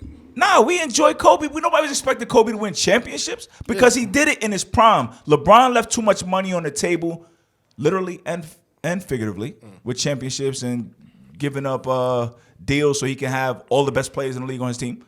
But Oh my God. y'all still trying to convince me that it's over, right? You could tell a story of this season without him. We good. I got Greek Freak. I got KD. I got Steph Curry. You can. It's over. And if Braun sneak in and kick somebody's ass, you're gonna be tight. You're gonna be tight. You're gonna be tight, and it won't even take you by surprise. Because then you're gonna have to do that. Well, it's Braun. He's supposed to do that. He can't battle anybody in a 7-game series. He cannot. He can't go toe to toe with anybody that's of that upper echelon in a 7-game series. Braun's still 2 years removed from winning the chip. The bubble chip. What's wrong with it? Everybody was there. People were struggling with mental health. Paul George, like, yo, dog, I can't see my wife. Like, that was something unique. He survived the test of time. But see what y'all change the narrative when it's for Braun. Anybody else could have won that chip but Braun, and I tell people that all the time. If Giannis would have bought it, Giannis lost to the Heat, bro. The same Heat that they turned around and they smoked them in the first round last year. That was a good Heat It team. It was the same exact Heat team the next year, and they smoked them. Like, this is what we were supposed to do to y'all in the bubble. They smoked them. Giannis lost to them. Jason Tatum and in Boston, they lost to this Heat team. If anybody else would have won that chip but Braun, nobody would be calling, oh, the Mickey Mouse ring, the bubble ring. Is the hate only comes for Braun. And going back to his underachievement. No travel, no road games, Ray. That's not a chip, We bro. all had to. Okay, Damian Lillard and Devin Booker looked like God in there. They wasn't missing. They were shooting 70% from three. What you want? Anybody else could have won that chip but Braun, and it would have been praised. Braun wins it, and it's so much negative attachment. Chip. It was a bubble. Yeah, see, he don't get it. And then going real quick, I'm not gonna dive into it because we're gonna end up in a Braun Jordan debate, and I hate those. I don't even do that no more. Mm-hmm. Those early years, we not gonna act like that organization in Cleveland didn't let him down. Danny Ferry and them folks didn't let him down. We can't do that. Braun was an all-world athlete. He did everything. He defended. He passed. He shot the ball. He did everything for you. He jumped out the building. He ran faster than every point guard. I was a big fan. He was that guy. He was. In 2007, he brought you to the chip. He had no business being there. And it showed because Popovich was ready. He said, I'm going to force you to shoot. I'm going to go under every screen. You're going to have to hit a jump shot to beat me. And then as his star grew and the expectation grew, I feel like he fell short. 08 the next year. What's the best acquisition they gave him in Cleveland, that first stint? Was that Mo Williams? Come on, son. That's what we talking about? Yo, Mo Williams, Boobie Gibson, Anton Jameson, Shaq. I was a big fan then. I'm with you in those years, bad Ray. Teams, I'm dog. with you in those years, Those Ray. are bad teams. You got no fight from me. So when people say he underperformed that time, those are bad teams. No, that's my favorite literally had LeBron moment ever is 25 points straight against the Detroit Pistons in the Eastern Conference Final. And look at that team. Look at that team. No beef from me. I'm talking about losing to the Orlando Magic and Hedo Turkoglu and Rashard Lewis and Dwight Howard. But even so, that team was better constructed. Rashard Lewis, Hedo, Jameer Nelson. LeBron had the best record in the league. Yeah. And that was sheer will on his back. I'm carrying everybody. Right? Underperforming. That was a tough series to win. But neither here nor there. What do you think about Klay Thompson's return? I love it. I think it's good for the game. Love it. I think it's good for the game. I hate Golden State for obvious reasons. But I'm happy to see them back in full form. I hope he performs. I hope he comes back as the same Klay. Are you able to appreciate Steph Curry, though, even though you hate them? I don't even hate them. I'm a basketball fan at the end of the day. So I love basketball. Nothing's going to stop me from that. I appreciate what Steph does. Him breaking the record at the Garden was amazing earlier. You even got Spike on the floor taking pictures of him. Like, that was coolest thing ever. I'm just mad they took some of them chips from Braun. And they convinced Katie to come over there, and they built a juggernaut. I was just like, damn. I feel like they took two from us. But other than that, all bias aside, I love what Steph is for the game. That's super dope. He's the greatest shooter ever. I love Kyrie. People tell you all the time. I tell my mates all the time, I love KD's game. I love Kevin Durant's basketball. If there was no LeBron James, I probably would be the same up here advocating for Kevin Durant because he's just so great at basketball. He's so nice at this. And it's just like, yeah, that's why he's 2-1 in the finals against LeBron. Yeah, yeah, that's why. Or because, we know how them 2 wins came. Come on, Will. Come on. We know how them 2 wins came. Don't do that. But neither here nor there. That's, another great debate. I would never do that to you. With Steph Curry, he's not the greatest player in the league. He's not the greatest player to ever live. But he is something freaking special, dog. He's the greatest at. So I think that's why I tell people we're living in a great time of basketball where we have a chance to say we're seeing the greatest at something play. I think Kyrie has one of the greatest skill sets from the point guard position as far as his ability to handle the rock, finish with both hands, in traffic by himself or whatever. I think his skill set is probably one of the best. One or two. If somebody can make an argument for somebody else, I won't be against it. Right. Steph is hands down the greatest shooter of all time. So the fact that we can see that, and then LeBron being arguably 1, 2, 3, wherever you want to put him, that's beautiful to see. Giannis's resume already is crazy. And he's 26, and he already then checked off every one aside from Rookie of the Year. If he could go back and get that, I'm sure he would want that. But he didn't check off every one so far. Defensive Player of the Year, something LeBron ever won. Yep. He got cheated. Marcus Gasol didn't deserve that. Marcus Gasol know that. Marcus Gasol wasn't even first team. Michael Jordan was MVP and Defensive Player of the Year in the same year. But with Steph, and another thing I like about Steph is that he's self-made. Like, he started from the bottom. He wasn't a big-time, highly touted product. You know, and that work ethic is something I like kids to see. Yeah, that's cool. I like that. You know, not pointing the finger, not blaming anybody else. Even though he had it, because his father was an NBA hooper, and it wasn't like some slouch. So he could have took the my daddy route and been with some of the top class trainers, but he really had he got it for himself. I was okay, and that's with that. dope. I like that. That's phenomenal, man. I love seeing that story reign supreme. Like, I got no problem with him being the face and being at the top of the league because of his work ethic. Even his warm-up before games is phenomenal. Yeah. You know what I'm saying? I think he had his chance to take over that. Like, he had the world, he had little kids, he had the jersey sales all in the palm of his hand. I think he's still the leading vote getter so far for like the All-Star game from the fans' perspective. So he still looked at as one of those top dudes. I just don't know. I don't know who's the face of the NBA right now. I think some people still want. I still love Bron. I'm not going. That's a love affair that's not going to fade until he retires. I don't know if the NBA enjoys that. I think the NBA loves what's going on in Brooklyn, but they're not winning enough, which is weird because they're second in the East, and I'm still saying that they're not winning enough. It's because they've been on a little bit of a slide lately, and they're losing to teams they're not supposed to be losing to. But and then KD was out for a little while, so now that he's kind of reclaiming that, he could be it. But he also has like a attitude where he's like, I don't want this. I just want to hoop. I don't care. I don't want to be in your commercials. I just want to hoop. So it was like Steph had that moment. And I don't feel like he grasped it fully, even though he was winning the chips, because it's like he don't got no finals MVP. Even though he should have won the one when Iggy won it. He should have had that one. The other two that went to KD, I was okay with that. But I don't know who the face of the NBA was. But also, I'm okay with them not needing it. I think it's Steph. I don't think they need it either. I think it's Steph. Do you think they need a face? Yes. You don't like the wave of young dudes, the Jaws, the Trays, and the Jason Tatum's older, like that 25 and under team that you would compile? Very good. Very, very good. That's true. That's true. And like I said, I'm okay with them taking That's true. That's true. It might be like a whole melting pot of different dudes that can be the faces of the league. One last piece on the Warriors. I love everything they're doing. I love Steph's leadership. I had Marcus Thompson on, who's a reporter out of the Bay Area, and I was comparing Steph to Kyrie. He said, yo, you got to give Steph the notch because of his leadership. And they kind of created an environment where even the young guys is thriving. Jordan Poole and Toscano Anderson and Andrew Wiggins. Like, that's phenomenal, Damian man. Lee is over there. But I like them dudes. I wonder in the 7-game series, when the game slows down, they don't have that half-court presence. And they lost the 2016 finals to LeBron James without KD, and we know the story. Draymond Green was in the car calling KD that night. You know, yo, KD, we need you. So I wonder, can the Warriors make a run? Because that same hole exists. Draymond's not it. Klay doesn't really create shots in the half court. He can run off screens. Steph, he does what he does. But in the playoffs, when it slows down and teams can focus in, the last time we seen that iteration of the team, they lost the 2016 finals.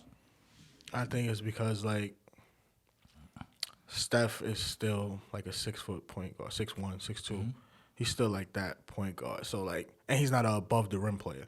So, like, I don't know if you've seen the game last night, not to date the podcast or anything, but Golden State and Memphis played. Ja's a above the rim dude who could come off the screen and go downhill aggressively, and he could finish left, right, over whomever. Steph can't really do that. He's a little crafty under the basket. He doesn't get enough credit for his finishing, I would say. But if he's not coming off 1,000 pin down curls Yeah. and hiding and then having solid Kevon Looney and Hialeah or whatever his name is setting screens for him, their half court offense breaks down. I think it's gonna get better now with Klay because you're just gonna have to honor and respect him so much, and Draymond's gonna have to hit a jump shot. But I like what they did with Jordan Poole and his development, and I'm hoping he could break down and get to the rack and finish. I've seen him get a little busy, but he's not just a streaky shooter, but also if you're like, yo, if Jordan Poole is your guy, you might be in trouble. And that's how I feel with the Lakers. Not to go back with him, the only dude besides Braun who could break down the team is Malik Monk. And if I'm saying Malik Monk is my guy, we in trouble. So that's the only part that I'm worried about with the Warriors. But I think Kerr and Curry and all those dudes, I think they'll figure it out. Gotcha. I think they'll figure it out. And they play defense. They still hang their hat on the defensive end. So big time. And that's another thing about Steph Curry that is impressive. He plays a little bit of defense. To be an all-star, mega world star, MVP champion, and to lock in on the defensive end, Ray, I got no problem kids looking up to this dude. Yeah. He used to get a lot of flack because they say Klay would guard the best defenders, but it's like Klay used to guard. I say Klay would guard the best defenders. Klay would guard the best, the opposing team's best point guard. Right. But it's like, if I got a better perimeter defender, I'm going to put him on him. Yeah. I don't care who it is. If you got Kawhi out there, you putting him on the best perimeter dude. No matter if he's at the 1, 2, 3, 4, I'm going to put Kawhi on that dude if I need to stop. So when you see no series and Klay's guarding Kyrie and, J.R. Smith is setting the 1-3 screen to get Kyrie onto Steph, it just happens. It happens sometimes. But I think he got knocked for a long time for his defense, and I think he's gotten a lot better at it. And he deserves a lot more recognition and acknowledgement for it. You're a big Bron fan. We know that. Are you also a Knicks fan? Nah. Surprisingly. Just Bron? Being in New York this whole time, I never latched onto a team. Me either. I never latched onto a team. So, when 03 happened, and funny enough, I was a Wade fan. Say again? I was a huge Dwayne Wade D-Wade. fan. Okay. Yeah, love D-Wade. And then, I seen Bron, and it was this rookie. I was like, oh, this is good basketball. And I always watch basketball. And, and part of your heart being from New York, I rooted for, when David Lee did the left-handed tip against Charlotte, I was like, yo, that's crazy. When Crawford came down court and did the joint against Chicago, I was like, yo, that's crazy. I was always there rooting for him. Starberry going crazy. When he hit the Jazz with the oo-wop and he hit Deron Williams, I was always there rooting for it. But it's just I never could latch on to the Knicks or any team. Yeah, me either. So never, it's just I rocked with players. Yeah, me too. Are you watching this iteration of the Knicks? Julius Randle and Immanuel Quickly? Yeah. See, I don't got MSG, so it's tough to catch those games. So I got to catch them when they're on the national broadcast. And all I got is League Pass, so, they black it out because you just got to watch on your local networks. So, I be tuned in from time to time when I could get a game, but Did you see Julius Randle gave the thumbs down the other day, and he was frustrated. He told the crowd, "Shut the fuck up," when the media asked him what that meant. Yeah, he was frustrated. That's okay. It's a tough spot to be in. Excuse me. It's a tough spot to be in. How so? You play to entertain the fans. You underperforming right now, and we boo you. It's a tough spot to be in. When they love you hard. When they hate you hard. It's a tough spot to be in. That mental swing is a tough spot. Why doesn't he have the maturity to understand that? Why did he get worked up and he tell the crowd? He gives him a thumbs down, and then when asked after the game, what's that mean? He said to shut the F up to the fan. I got big problems with that, Ray Walker. He regrets it. I'm sure if he wished he could take that back, he would. The thumbs down was cool. I wasn't even totally mad at it. It was the doubling down when you went to the media. It was almost like, dog, shut up. Let me tell you why I got a big problem. To me, that's somebody that lacks accountability. Yeah, he had 2 points the other night. Exactly. The fans have the right to boo. Who are you to say shut the F up? To me, that's mental weakness. That's not a championship player. Kobe would have took his lumps, came out the next day, balled out. Even our guy. I'm not going to say your guy. Our guy. Nah, you don't get the claim. LeBron is our guy. LeBron, all of that hating stuff he get, man, yo, dog, he going to fire and perform regardless. For him to succumb to that, I said, oh, man. To me, that's going to be a watershed moment, forever highlighting, yo, Julius Randle ain't that guy. Julius had a tough go. Julius got all the praise last year, rightfully so. He balled out last year. He had the Garden rocking. And then that combination of John Collins and Clint Capella was just a lot for him in that first round matchup, because I think most of the people looking at it was like, yo, Hawks is mad young. The veteran team was the Knicks. Why is the first step to look outward, though, and not inward? Yo, dog, that was a tough matchup, John Collins and Clint Capella. Maybe I need to get better. And that's what the offseason was supposed to be for. Okay. And so far, I got Julius Randle on my fantasy team. I'm ready to drop him. That's how bad that's been looking. I'm like, yo, what's going on? He's underperformed all year. And, like, I just think Boone is tough. Boone is tough. Only because, like, you're coming from a place where the Knicks have been a bad product. I'm not a Dolan fan at all. I think he needs to give up that team in a heartbeat. Like, I think he's been holding them back. They've been a bad product for so long. I think they go out there and fight it. Now, every team has their lapses where they're going to get their ass kicked. It happens to the best teams. This is big boy sports, Ray Walker. It happens. But a first quarter cheer, a second quarter boo, first quarter cheer, fourth quarter boo, it's tough. And like I will never put these players on a platform like they're not human. These dudes are human, son. If you're going out there and you're busting your ass and sometimes the shots is not falling, it's hard to hear your home crowd turn on you and just start booing you immediately. And then RJ Barrett comes off a brush screen and hits a fading right. I mean, backboard three to win the game, and they all on your side again. That's the game, Ray. It is. It is. And for somebody that lacks that perspective, that's that maturity, that's not a championship level player. That's all I'm saying. He just showed to us that he ain't ready for the fire. And it's a maturation process and also a setting thing. Because if that was Dykeman and dude's been chirping at you all game, yo, you trash, B. You trash. And then you go down and you hit the game winner. You like, nah, get out of here. I'm not rocking with none of y'all. That's basically what he said. I'm not rocking with none of y'all at the moment. It would have been cool. It would have been okay in Dykeman. It's the settings. This is the NBA. This is the New York Knicks. That's little boy stuff. If he thinks the crowd is supposed to just support him regardless. This ain't where you from in Texas. This is the Big Apple. That is a problem I have with a lot of young athletes. Julius Randle comes from that Kentucky, John Calipari. I think all his players lack accountability. They all big babies. DeMarcus Cousins, Eric Bledsoe, John Wall. John Wall's getting paid $40 million to be somewhere.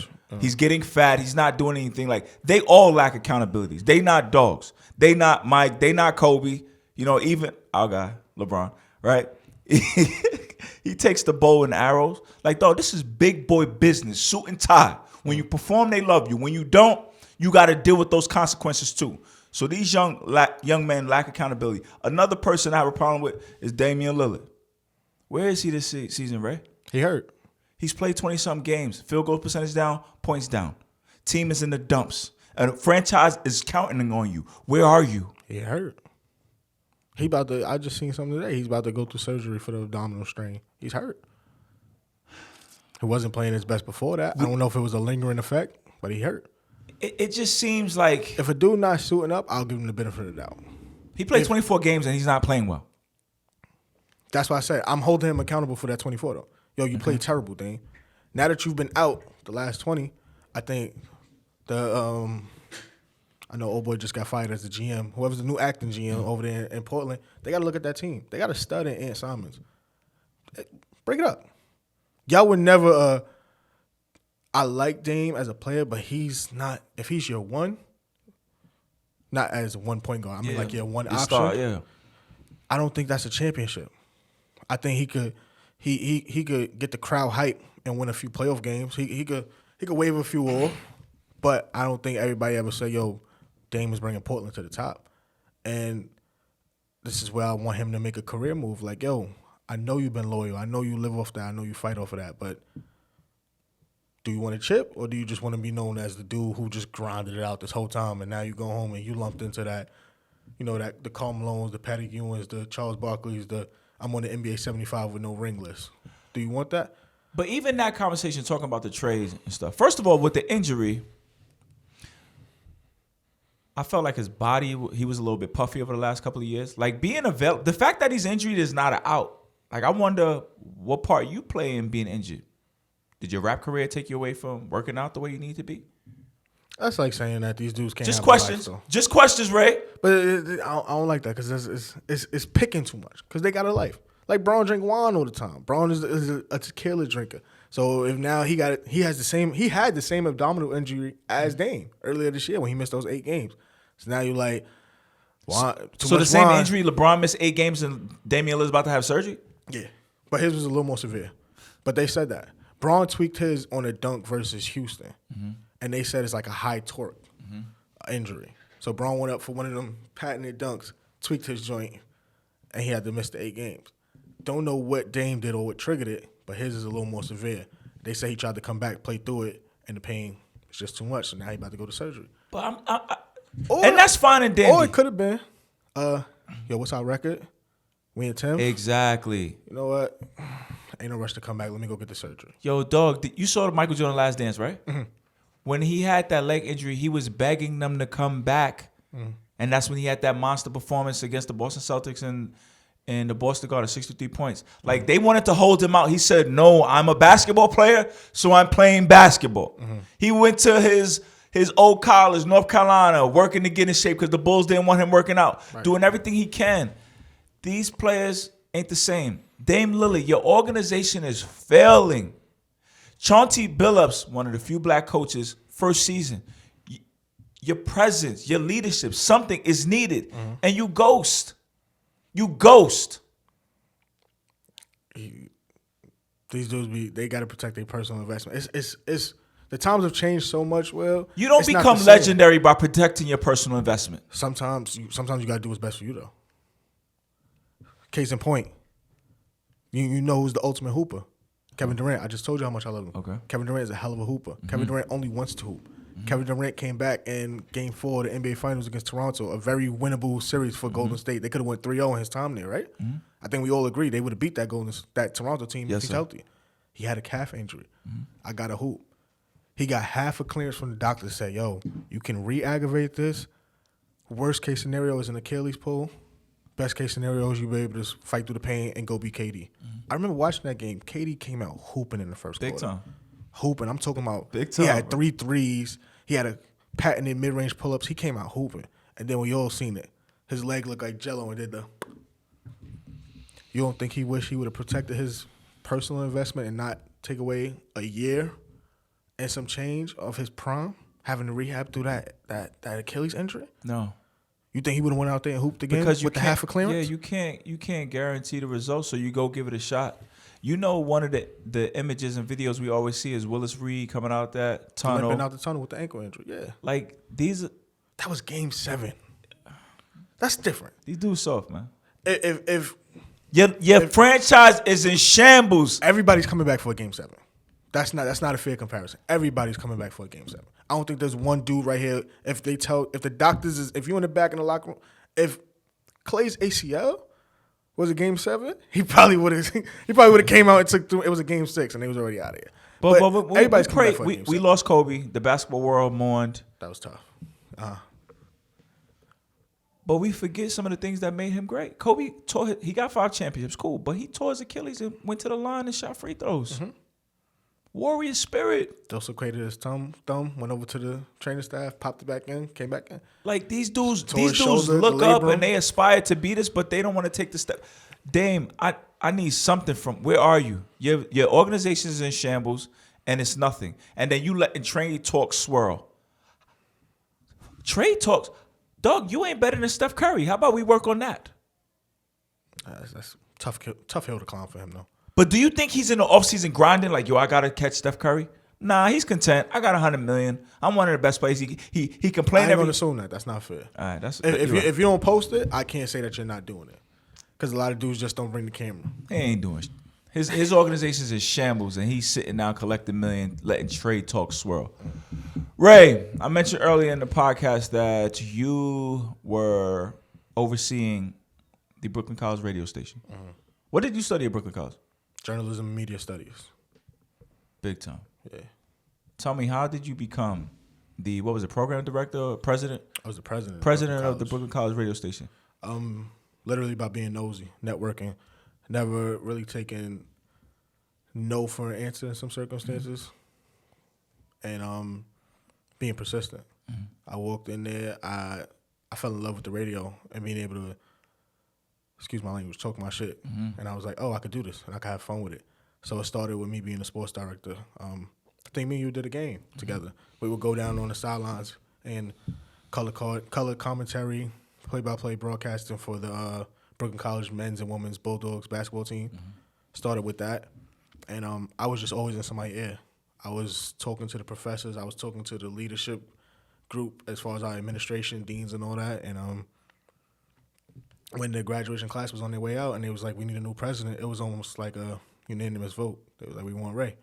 Which actually ended up being funny. It ended up turning into a story in the school newspaper about how I rigged the votes. And it was just like, yo, Ray rigged the votes and he scared people from voting against him. And now that I could say it, nah, they didn't want to go against me. It was like, why? Tooting of the own horn. I was that good, Will. Hey, sometimes if you don't toot your own horn, there's no music, right? I was that good at it. And I had a likable attitude. I was a vibe. Why did you want it? It's a lot of responsibilities.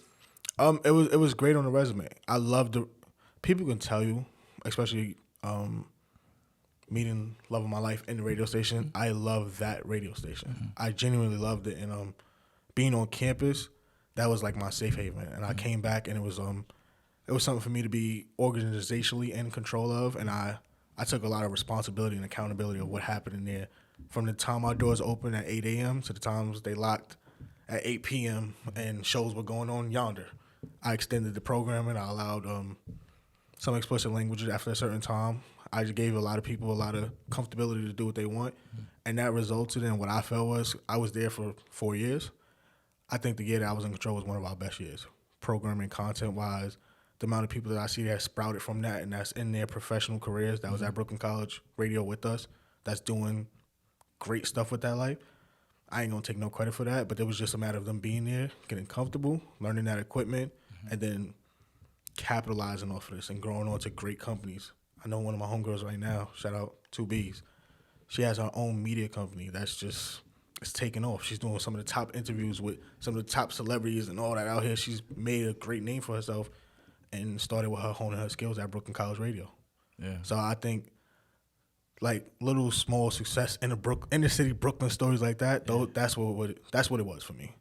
Yeah, and, I was extremely impressed when I saw that you were overseeing a radio station. You know what I'm saying? Like to be active on campus and in that medium, telling stories. Yeah, this is a big deal. Now, radio. Back on it now, I think I see it more. When I was in it, I probably didn't appreciate it or see it like that. Seeing it now and what it did for me, it really was a big deal that I underappreciated at the time. What did it do for you? So even just from the smallest things, being able to have access to the radio station and with my degree, I was able to tell stories. And I had the advantage of what would take some of my fellow students. They would have to go out into the field and go find this stuff. I was able to go across the hall. And I was turning in projects early because I had the radio station at my disposal. I had the rooms. I had the camera setups. Because even though you hear radio, we had cameras in there. We had live vlogging. We had we showed people how to use their social media platform to have like a live interaction with people. We did all of that. And then we had the Audacity. We had the Adobe Audition. We had these softwares where you could record your voice, put a voiceover, go outside, record your B-roll or whatever you wanted to do. Come back in the radio station, cook it up. We had an editing suite in the back. We had everything at your disposal. All you had to do was ask me and want to learn, and it was right there. And if I wasn't there, we had trained the e-board staff. Everybody knew it. And our e-board was so cohesive, we didn't have any weak links. Yeah. Everybody knew how to do something and was capable of showing somebody else how to do it. So why the journalism major? What high school did you went to? My first high school was Murray Bertram in the city, and then I transferred to Cardozo in Queens. Okay. And I don't know. I don't know why it was journalism. I thought I was going to be a sportscaster. Yeah. I thought I was going to be on ESPN. And then I didn't want to wear suits every day. I didn't want to wear... dude. It really boiled down to that. I didn't want to wear suits every day. So So you want to be free, like I said. Like, it's not a paycheck attached to it, right? Come on, Will. See how everything's coming full circle? I didn't want to wear suits every day. I didn't want to read off a teleprompter. I worked in a place where there was a teleprompter. I wanted to have more freedom in what I was saying and more control of it. And then I had that year where I did the podcast / radio show with one of my close friends, Claudie, and I used to be in there giving it up. It took off. Giving it up. It took off. I was so surprised by like all the positive feedback we were getting. It was just like, yo, I'm calm now, but it was like, yo, Ray, you funny as hell. Mm-hmm. Like you stay messing with somebody like you. This show is entertaining. I was like, yo, y'all like this? Mm-hmm. I'm up here on an hour just talking shit. I don't mean nothing, and it just took off. And like my field of work right now, it don't have nothing to do with that, but having opportunities to do this, or even you trust me to come in here and be able to, put my thoughts out there, articulate well, stuff like that. That's stuff I learned there, man.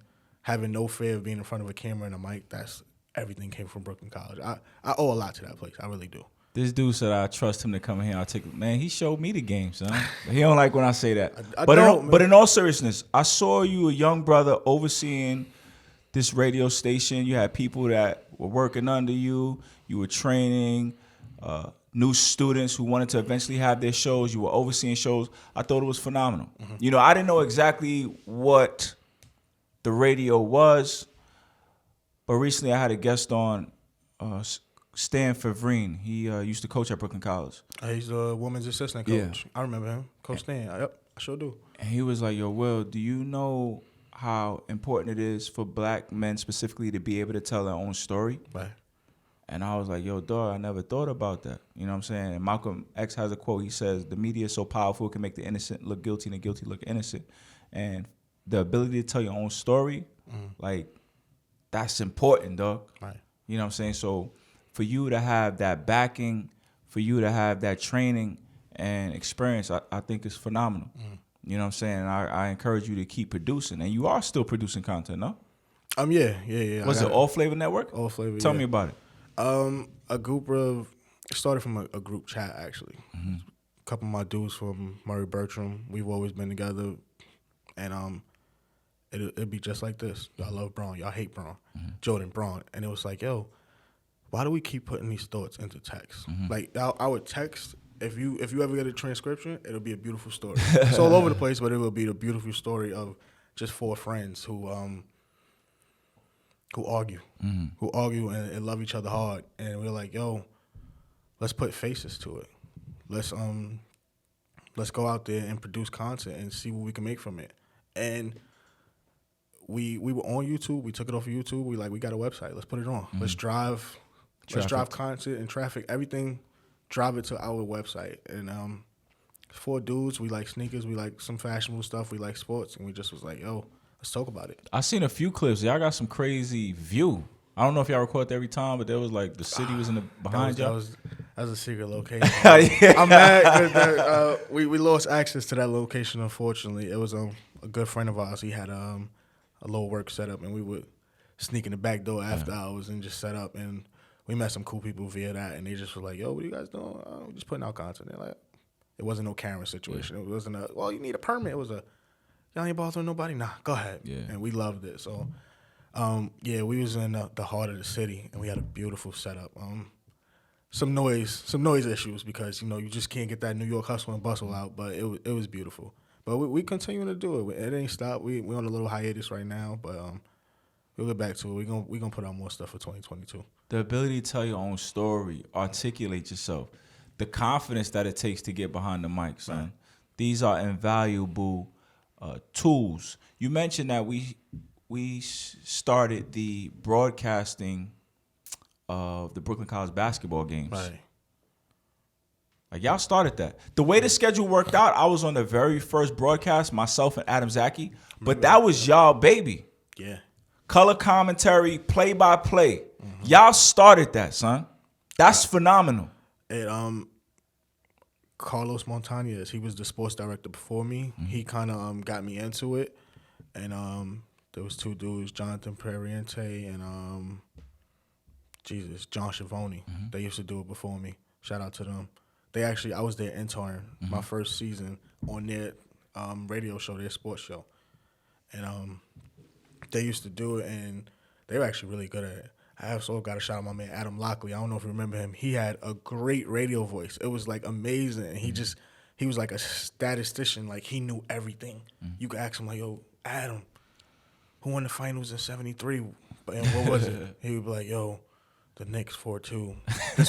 This was the MVP." He averaged just like he was a book, and it was just I don't think I met that dude. Nah, he was cool. He was cool, and he like I said, he just had a beautiful radio voice, and he was just built for it. I think he works at Sirius now, doing exactly that. So shout outs to him. But yeah, I got in and was kind of falling off, and once I became the sports director, we kind of revived it, and it was simple communication. So I was getting in touch with ADs of the fellow CUNYs. We were traveling because of course we only did home games. And we like, nah, we taking the show on the road. Let's go to Hunter. Let's go to Baruch. Let's go to what's the joint up in Lehman? Yeah, we went to Lehman. I'm talking about the one that's super far into the 1 train, 2 train. What is that? Nat Holman Gymnasium. CCNY, City College. There we go. Yeah, I'm like, yo, let's go to these places. And CCNY got a beautiful gym because they was Division I at one point back in the '50s before they got kicked out for that point shaving scandal. But we was like, yo, let's go. So I was on the line with ADs typing up these emails that I was just copying and pasting for each one. Hey, we're part of a Brooklyn College traveling team. We want to come to your gymnasium. All we need is Wi-Fi and a table. We don't need nothing else from you. Put us in a good vantage point. We'll take care of the rest. Yeah. And that wasn't easy. Man, we had times where people were listening, parents depended on us, and the line dropped out on us. Yeah. We had to just keep recording, put our game face on, upload to the stream later. We ran into a lot of technical difficulties, but we just never gave up, and we kept doing it. And I convinced the board to buy us new equipment. So we got a new soundboard, we got extra mics, we got all types of that stuff. And I hope they still do it to this day. I haven't listened in. I won't lie. I don't even know how to listen to a Brooklyn College game, but I hope they still kept it up because what they had built there, and like I said, we pumped out like 2-3 talented dudes. I was happy about that. Your professionalism at a young age, at that stage of your life was, as I mentioned already, was impressive, man. The ability to just build, to see a vision that's not already laid out, that is phenomenal, bro. You got this training as a broadcast professional. I've seen y'all build a little studio by a game, a camera, a laptop, and next thing I know, we're broadcasting the game, no different than TNT or ESPN. Yeah. It's crazy how little, but how much goes into it, right? What is it going to take that curriculum to New York City public schools? After school program where we teach people sports journalism. Because it's not just about the sports, but as I mentioned, young folks having the ability to tell their own story, the confidence that comes with being behind the mic. That's what I want to help instill in some of these young people. Also, if we build that, we got some play-by-play guys at them high school games, it might help one of those young athletes get recruited. So Ray Walker, broadcast journalism, you oversaw the Brooklyn College radio station. You helped to build the play-by-play broadcast that is now on YouTube for Brooklyn College Athletics. How do we bring that to the New York City public school system? I'm lucky enough that I'm about to get married to a future curriculum developer. So hopefully she can help me with that. Where we head up to Albany and tell them how important it is. Because I don't remember any of my friends, myself, any of us talking about like high school play-by-play. We didn't have that. And also growing up in PSAL, like my time was like Lance. I think he was the big show. I was the class of 09. So it was word of mouth hearing about him. Yeah. So imagine that being implemented where it's like we have an after school program where we could do that. I think that would be dope. But it's also about getting our young dudes into journalism. Because a lot of people hear journalism like, more writing, and they don't realize how much goes into journalism. Like I said, my degree's in journalism, and I haven't written anything in years. I don't read off a prompt. I'm behind the scenes, and there's a lot of money to be made behind the scenes, even for some of these big companies. So just getting everybody. But they don't know that because they're being brainwashed by LeBron. But go ahead. Yo, Braun is not the reason for everything, man. But it's just it's a lot that goes into journalism and media studies. Is such a broad field, and I can't. First of all, I got to shout out my man John Anderson. John Anderson was a professor at Brooklyn College, and he could tell you every FCC rule and regulation. He knew everything, and he really took me under his wing. And he was like, "If you love this radio joint, take it to new heights." So he was the one who really motivated me to push Brooklyn College radio to the heights it was. And you might have liked him. He was very feisty. The administration saw one thing. He was building this, we called it jams. Yeah. He was building the jams curriculum, and he was like, "No, y'all are cheating them. Y'all are cheating them." And he was like, if you want to go with broadcast journalism, stay with that old joint. It was almost like, come over to Death Row. Yeah. And he was like, if you want journalism and media studies, come over to my curriculum. I got you. And it set me back. I was supposed to graduate in like 17. I was like, nah, I want what he gave me over there. So it was just instilling that confidence. I believed in him, and in turn, he put me through a rigorous course. And he told me, like, yo, this journalism, this set of classes that you're about to take, it's not going to be that cupcake walk that they had. Right. And I teach some of my other people who journalism, they graduated with the broadcast. I was like, nah, you ain't do what I did. Yeah. My capstone class, like, anybody could tell you, it was worth 8 credits, and it was like, it was gruesome. It was grueling. Like, I was in class. I was at school from 8 in the morning to like 10 p.m. I slept in Brooklyn College one night. Yeah. Because it was just like somebody gave me the blueprint, and they made that curriculum, and they made it interesting. And I just was like, I got to be the best at it. I got to be really good at this. And in turn, that got me where I'm at now, because one young lady seen who I was, and she was a classmate of mine. So when she got a job, she was like, "Oh, no, that's the dude I want to bring on board. You need a referral? That's dope. Go get Ray." That's where I work now.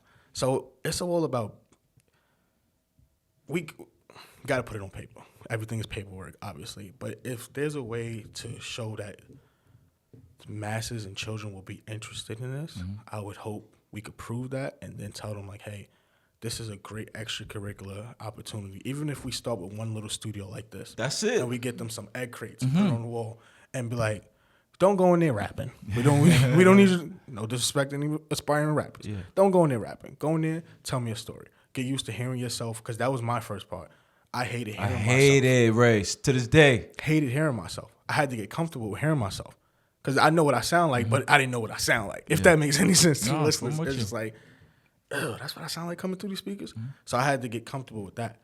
Then you got to get comfortable reading off of that and getting, like, not even a code switch, but getting your, like, a professional voice. So when we could get a little art booth or something like that into schools, that'd be a great start. That'd be a great start, man. And then, like you said, it actually could help with recruiting, because if you get a great anchor voice, even if they're just playing with it, it's a start, because they're emulating something that they've seen. For sure.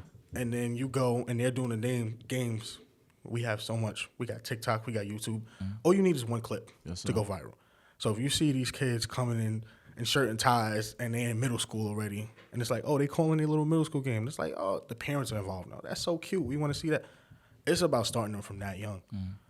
So I don't know if it's like a class or a lab type setting that we can offer, or maybe it'll just be a after school program thing. But I remember you hit me about this, and I gave you the list. Like, if you could get this, and that, that'll be your main push.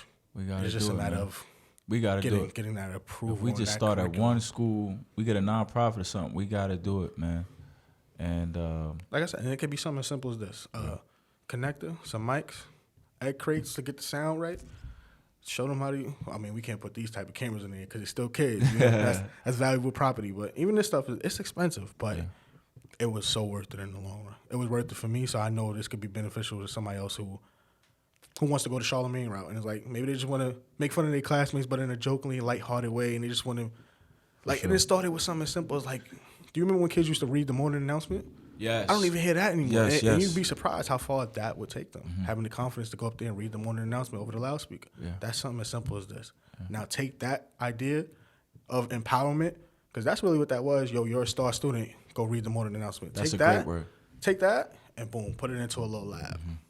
Put it into a corner of a class. Because like you see, we don't need much space to operate this. Yep. You put it into a corner of a class, who knows? Who knows where you could go from there? That's it. Because I'm in them high schools every day. I'm working as a sub. They just be running around chatting about a bunch of nothingness. Like, yo, put it on camera. Let's speak it to a mic or something. You could create your own shows. And as you said, empowerment, man. I remember the first time I went in your studio, I read from a script, man. I was trying to tell a story, and I didn't have the confidence to speak on my own, so I read something, man. Sad days, right? Sad days. I think you came in there and tried to wing it, and I was like, yo, put that on paper, Will. Yeah. What you doing?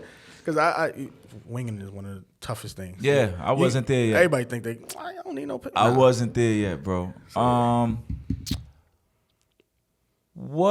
would you describe the state of the business right now? It's not terrestrial radio. Like, where's it going? Podcasting. How do we monetize the podcasting? What's next, man? So you're gonna hate it, obviously, but there's gonna be the iHeartRadios. There's gonna be the like I think Charlamagne got like the Black Network now. As you know, Budden is on his side with things, but they all it's little tiers and steps, but it's all going to one big company at the end of the day. So as I said, you might not like it, but the best way to go for yourself, and like we try with all flavor. Like we're not gonna, cause like you can't curse on YouTube. You gotta blurt out all your curses. So we're like, nah, we don't want the uncensored. We want to be as authentic and uncensored as possible. So come to our website. Mm-hmm. We built the website. Come to our website. Podcasting is the new wave. Mm-hmm. The problem that I fear is the oversaturation of the business, where it's like everybody got something to say, everybody got a podcast, everybody got a mic. And it's like, I don't want to deter people from doing that because I appreciate this. Mm-hmm. But at the same time, I don't want everybody, so what's your favorite position? And now they put it like, stop going up there with the same topics and doing that stuff. And you got tuning in, and then you got people who just say dumb stuff trying to get hits. Mm-hmm. And I don't want them to do that to podcasting because it came out of nowhere. And then it sprouted to this thing. And like I said, now everybody has one. So you got to be very careful what you say once you get in front of this mic. Be calculated in your steps. But I think the podcasting is probably going to be here to stay. And it's just going to go to a lot of, like, there's going to be faces of it. So there's going to be, like I said, Charlamagne, Joe Budden right now, especially in the Black culture. Those are, like, two of the leading forces of it. And then what they do is they sign little other companies under them. Mm-hmm. And I think that'll be the route that it's going to go now and for, like, the foreseeable future. I think that'll be it. Gotcha. Those days of tuning in, and I hate to, like, shit on them in any way or form. Those days of tuning in to, like, Funk Flex from 3 to 5 on Hot 97 or... It's quiet? Yeah. And they even had to adapt. They had to go to video. Yeah. You know? Mm-hmm. And if you see, even when Funk Flex is doing his freestyles, Angie Martinez, they got to go to video. Because people are just not tuning. You're not... One, you got a Bluetooth in your car, so you're playing your own music. Mm-hmm. You know, you got an aux cord in your car.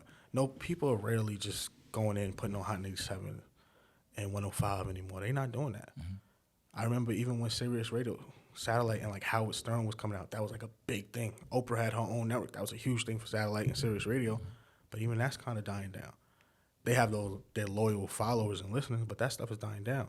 So people are just finding new ways, and they're gonna. Like, even with podcasting, they have just the audio only versions. Yes. But even they're finding that, we got to add some video component to it. Need the video. Yeah, people need to see it. Mm-hmm. People want to hear, like, who's this LeBron dude? Yeah. Even if you put out audio, who's this LeBron dude? He better be 6'8" and look like him. Nah, I'm 5'11". But who's this LeBron dude? That might be the title of this episode. That'll be it. So I think they, the audio podcast with the video component, that's going to be the wave from now on. Gotcha. And we're just going to see new personalities pumping out every year. And that's how I think it's a good, bad thing. It's good that people are having a platform and you get I don't feel like you really got to answer to too many people when you got your own podcast, especially if it's on your own network. But like I said, just don't oversaturate the community and just put out the same nonsense content. Gotcha. As long as we're not doing that. Got you. You referenced a few times that the love of your life is here in studio with us. Absolutely. You got engaged when? September 11th of 2021. Man, you better remember that day. It's the day before my birthday. It was my 30th birthday party. What's your Instagram? Ray Walker 912. Ray Walker 912. If you're having a bad day and you want to see some cool content, Ray Walker is having the time of his life. He's chilling. He's in 3-piece suits, partying. He's at nice restaurants where there's like a whole bank vault and stuff. Just living the time of his life, man. I love checking in to see what you're doing. And I saw you got engaged. Yeah. and as you should, people were congratulating you. I said, "Yo, Ray, that's a big deal." He said, "Yo, Will, I appreciate it." I said, "No, Ray, this is a big deal. Mm-hmm. You know what I'm saying? Young brothers are not getting married. Right. You know what I'm saying? Especially a brother with a college education who ain't got any felonies on the record. Like, they just running the streets wild. That's what I be trying to tell her. And for you to decide that, yo, I want to take up the responsibility of being a husband, you know, I think that is great.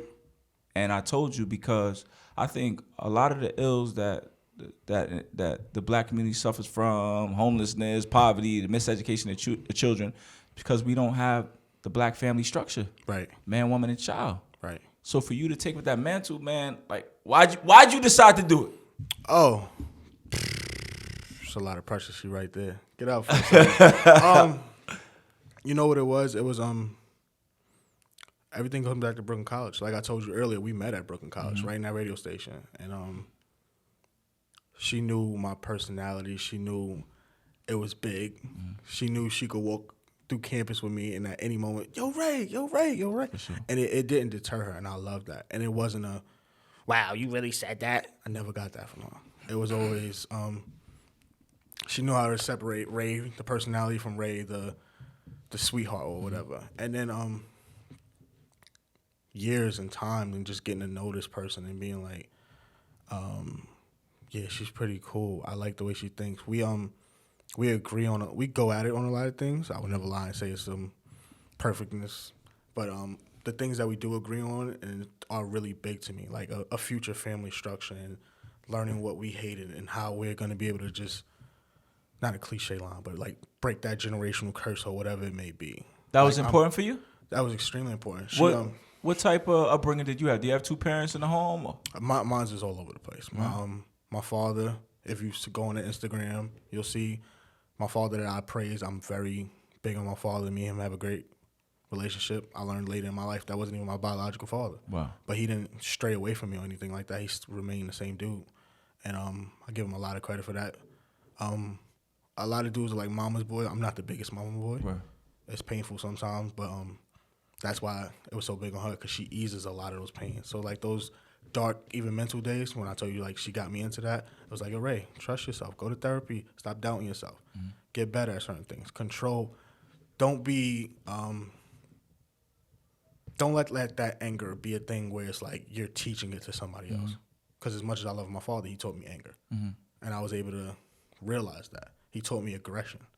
He taught me toughness. Like, but then it was weird because like he loved me. He told me I loved me. He was like, yo, you could cry. It's okay. But it was also like, yo, when you hooping, you tough. We beating dudes up. So it was a weird dynamic. And I seen that and I wasn't able to separate it sometimes. So she's like my even kills, like the Libra skill kind of thing. She's able to balance me. And she's able to balance me while not changing me, while also correcting me at the same time. If she doesn't like it, she's stern on it. And I got to hear about it. And I got to hear about it. And I got to hear about it. But she doesn't sway. Yeah.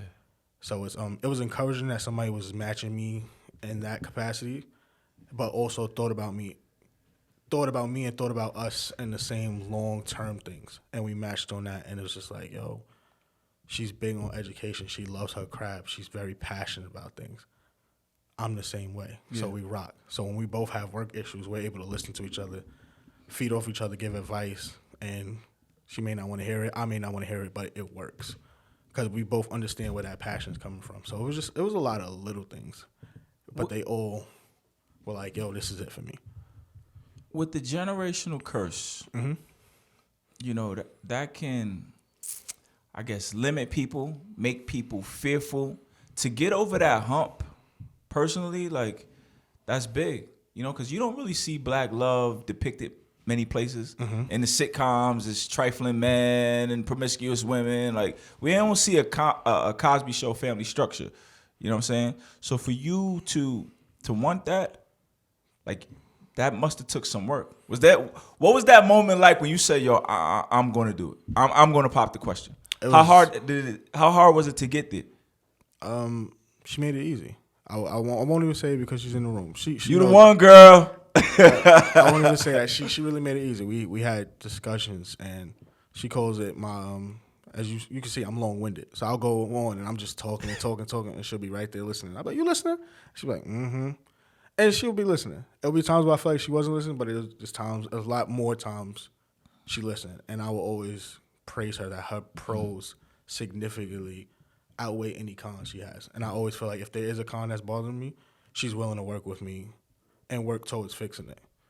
And we were both big on that. And we hold each other accountable for a lot of things. And at some point, I just seen it was time. It was just like, yo, like, what are you doing? Mm-hmm. I'm not a dude to run the streets anyway. Mm-hmm. Like, I had a massive amount of fun. I will never lie. Mm-hmm. Had as much fun as I possibly could. But being with her, it was very calming. It was soothing, and it was just that place where you just hang, put your head on the pillow, and you like, I'm home.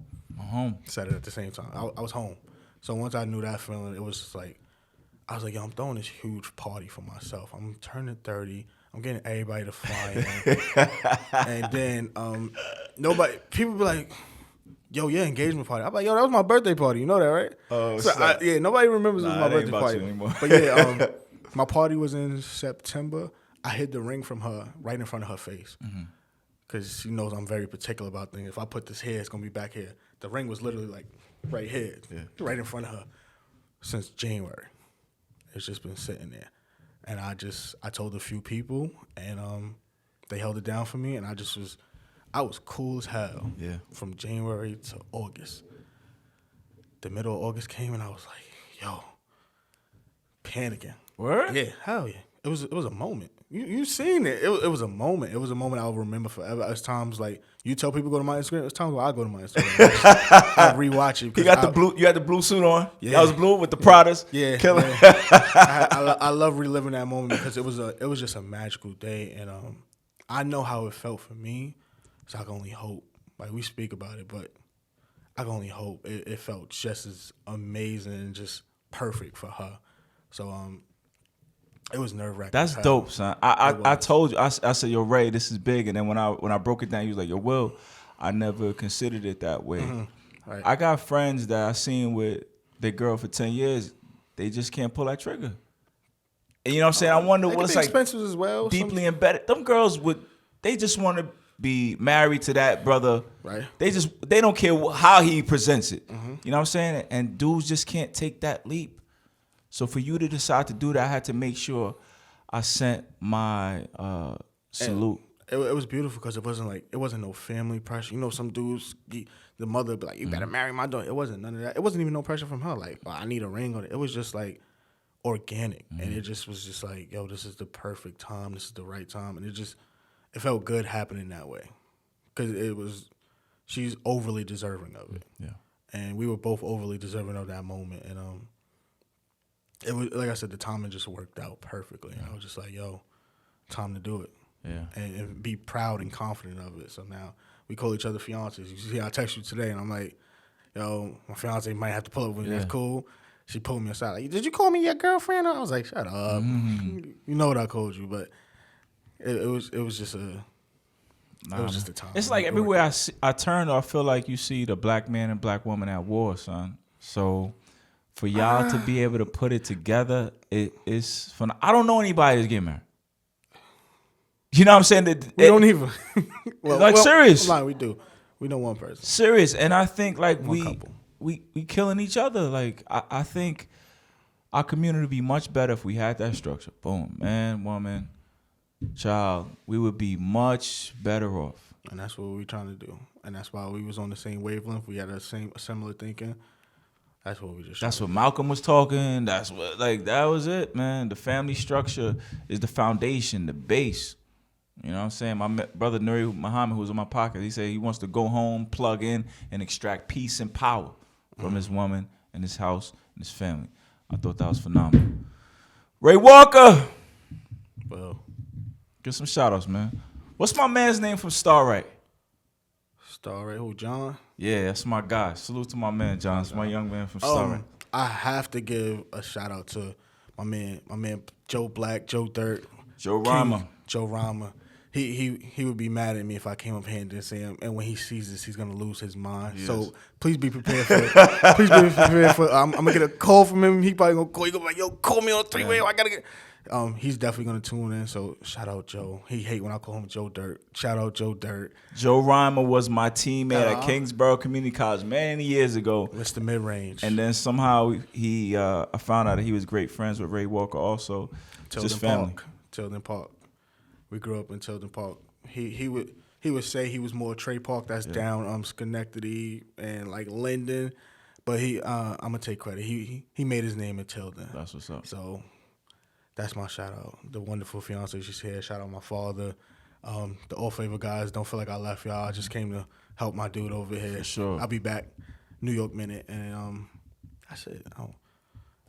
That's it, man. That's it, man. I appreciate you, brother. Absolutely. Not just for this podcast, but the help that you provided in this media space and creating audio content. Mm-hmm. You the man, brother. Let's not take long to do it again, man. All right, wishing you well. Absolutely. Ladies and gentlemen, we out. So, Miss Regina, when Ray said, yo, I'm going to record a podcast with my man, William Holley, and you said, who? What was his response? You know what's crazy? We met at Brooklyn College in the radio station. Okay. So I was like, I'm going to meet Will. We was at the radio station. She was like, was he older than us? He used to always be in the station by himself in the back. I'm like, yep, that's him. That's what's up. I showed her the picture. She was like, yep, that's him. I remember him. Oh, snap. Yo, that makes me so happy. Yeah.